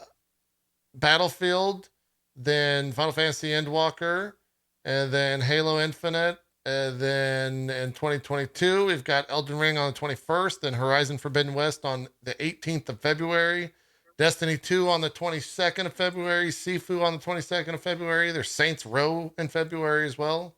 The Marvel game in March, Midnight Suns. Then I think it kind of dies down. Dude, we've completely forgot that Guardians of the Galaxy game is coming out in like Yeah. a week. Yeah. Yeah, that's like this month. Yeah, that's the 26th. 13 days from now. Yeah. 2 weeks from yesterday is when that comes out. Are you guys hot? Max, where are you at on the Marvel fandom? I don't know where you're at there. I know Zeke is kind of whatever. Code has never seen a Marvel product in his life. So I'm usually not in good company when it comes to Marvel fans. I'm really into more Marvel of the stuff. movies, just the movies. Yeah. Yeah, I'm really into Marvel stuff when it's in association with Capcom. But I mean, when Marvel games are good, it's really fucking good, man. Like when those Spider-Man games are good, it's really good. And I'm hearing good things about the early gameplay previews of Guardians. Yeah. And it's actually like fun and witty and heartwarming, just like the movie. And I'm like, okay, maybe I'm actually really going to enjoy this, because like Avengers was not right, and it's not and has not turned into anything that is really interesting to me at all. But no, I'm super hyped about Wolverine. I'm like, this is going to be amazing. This is going to be friggin' great. Fucking, you're goddamn right. And I'm really excited about the future of Spider-Man. So, yeah, I think I would love to be a fan of more Marvel games in general, and I really hope Guardians is good, because I don't want these games to be bad. I want these games to be fucking great. Same. Marvel deserves to have like the IP is so good that Avengers just was not it. And I'm hoping that Guardians of the Galaxy is. I've been told very good things, just like yourself. So I hope that it ends up delivering on that. We skipped over it in the news, not necessarily super big news, but that Avengers thing, Marvel's Avengers added some XP bonus MTX into it after saying they would never. So that went about Whatever, as you would man. expect. Put it on Game Pass for free, but then add in some XP boost as well for a little bit of cash. So yeah, it's hard to defend that one after I felt like I was the lone soul, like, oh, it's all right. It's okay. Maybe you should play this game. And now it's like, whew, I'm not touching that at all. So it's rough.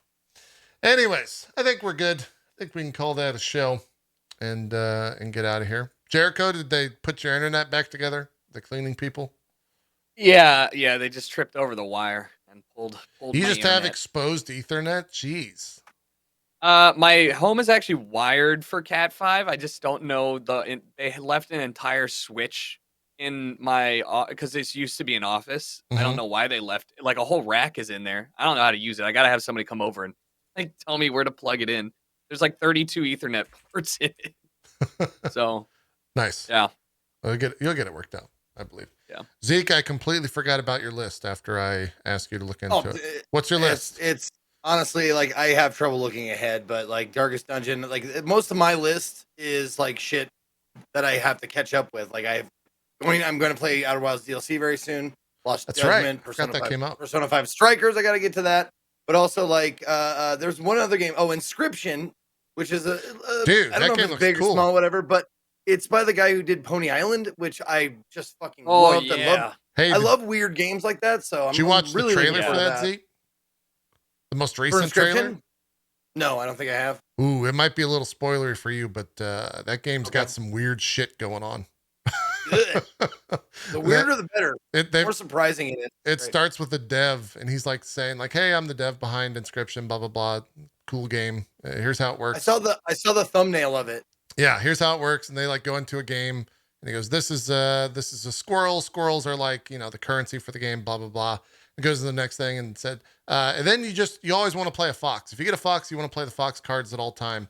And there's like a raccoon there, and on the raccoon's card text it says like, "Hey, yeah, I'm talking to you."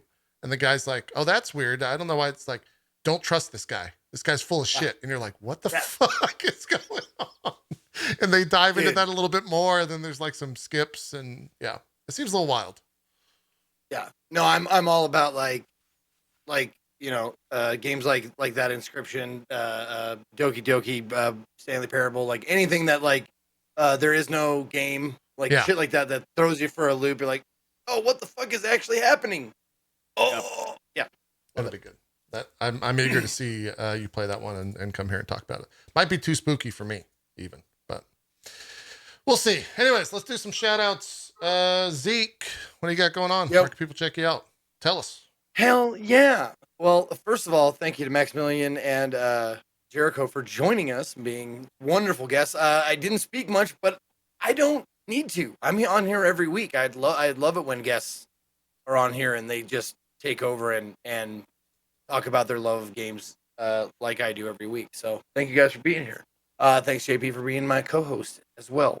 My name is Ezekiel III. You can find me at / Ezekiel_III on most platforms, or Ezekiel the Third, all spelled out on the Instagrams and the TikToks if you want to look at little 1-minute videos that we post there. I will be streaming in probably about I'm gonna give it about 45. I'm gonna go to the top of the next hour. 45 minutes from now, I will be back on live on the air with some more Castlevania Advanced sponsored stuff. I think we voted and the vote came in and it was Aria of Sorrow is what we're going to be playing today. So if you want to check that out, that's happening in about 45 minutes. I will be on tomorrow at 10 a.m. as well, doing GeForce, showing off the GeForce Now, which is something I kind of did want to talk about. See, would get your opinion on it, JP. But and the other thing, and then after that part, we jump right into Echoes of the Eye, the DLC for Outer Wilds, which I'm fucking stoked. So that's what's coming up for me. Thanks for watching. Cool. Jericho, what do you got going on? Where can people check you out? What's coming up? Always. Why do I hear myself? Sorry. Always fun. Thanks for having me. Yeah. I will be live in an hour, so I got to make lunch. Playing some spooky games. We're going through all of the semi decent horror games that are left because I've played most of them. I'm running into Dan's problem. If you guys enjoy music or if you want some DMCA free music, you can check out my record label Night Mode, all one word. We have a DMCA free label playlist on Spotify, SoundCloud, YouTube. You can find all our music there. And we have a song coming out this Friday that I'm super stoked for. So other than that, playing some spooky games in an hour. So hopefully I'll see you guys there. Yeah, and if you enjoyed the break music, it was Night Mode. So you can go check it out. Is that song also DMCA free that for being Every single song on the label is. Nice. And you don't need permission from us. You can just use it wherever. Fantastic. Good news. Max, what do you got going on? Where can people check you out? I'm sure you're tired. Yeah. I'm in the sort of same boat as Jericho, trying to catch up on some spooky games now that we're getting halfway through November. Metroid Dread has essentially occupied a lot of the last week for me, and I feel like I've kind of exhausted it to the point where I'm comfortable with moving on to other games in some way. So yeah, I would really like to play Silent Hill 2. I've never played it. Ooh. I know that Resident Evil 4 VR is coming out fairly soon.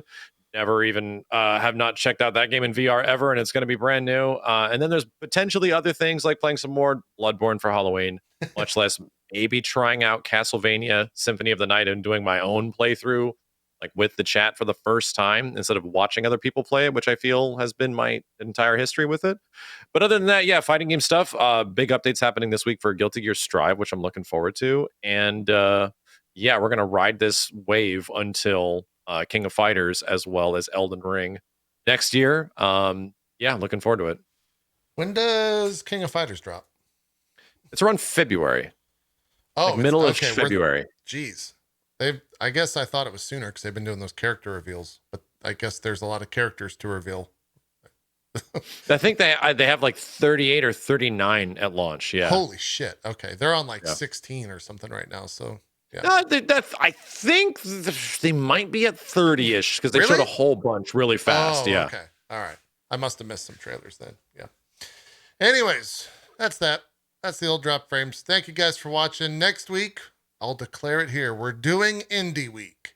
I don't know who's going to be here. I don't know who's going to be on the show, but we'll find someone. Zeke will have his day in the sun, and we'll talk about all the stuff that he's been playing as more. It's going to happen. It's going to happen. You're going to regret ever saying that, JP. I'm telling you right now, I'm going to fuck this show into the ground. Well, look, just because it's indie doesn't mean you have to like drop the like level of the show, you know, Zeke. That's not what indie means. Oh, okay. We're not gonna like come back and Let me everything's write. gonna be I gotta like, write that down. I gotta write that down. It's not gonna be like chip indie. We're gonna be like the journey of shows. Show. Okay. Yeah. There needs to be a new subscriber emote, and the audio line is going to be Zeke saying, "I'm going to fuck this show into the ground." Oh boy. Flip it, ship it. Yeah, clip it and ship it. All right, that's it. Thanks everyone for watching Drop Frames. We will see you next week for Indie Week. We're out of here. Have a good one. Bye-bye.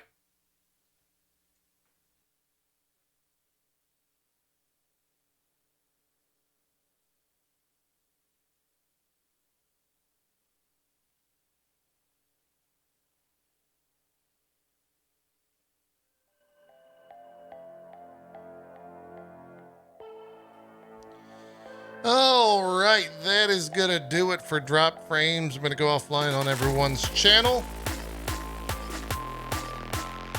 Thank you guys for being here and enjoying the show. Hey, if you want to get caught up with the latest and greatest in news and trailers, we're going to jump into a little bit of JP&N and a little bit of trailer time, and then I'm going to talk Endwalker with about 5 or 6 hours of footage. And then I'm going to do 3 daily quests in Final Fantasy XIV, which will get me every class and every crafter at level 80. I know. It's a big day for me. For viewers, well, they couldn't really care less, but I'm still going to do it. All right? Give me about 6 minutes. I'm going to stand up, stretch my legs, get a glass of water, rest my voice, and we'll come back and check a look at the news. Everyone over at Jericho's channel, Max's channel, and Zeke's channel, thank you so much for letting us join in on your little communities, and we'd love for you to be a part of ours. Feel free to come on over. If not, we'll see you next week for more Drop Frames. Have a good rest of yours. Bye-bye.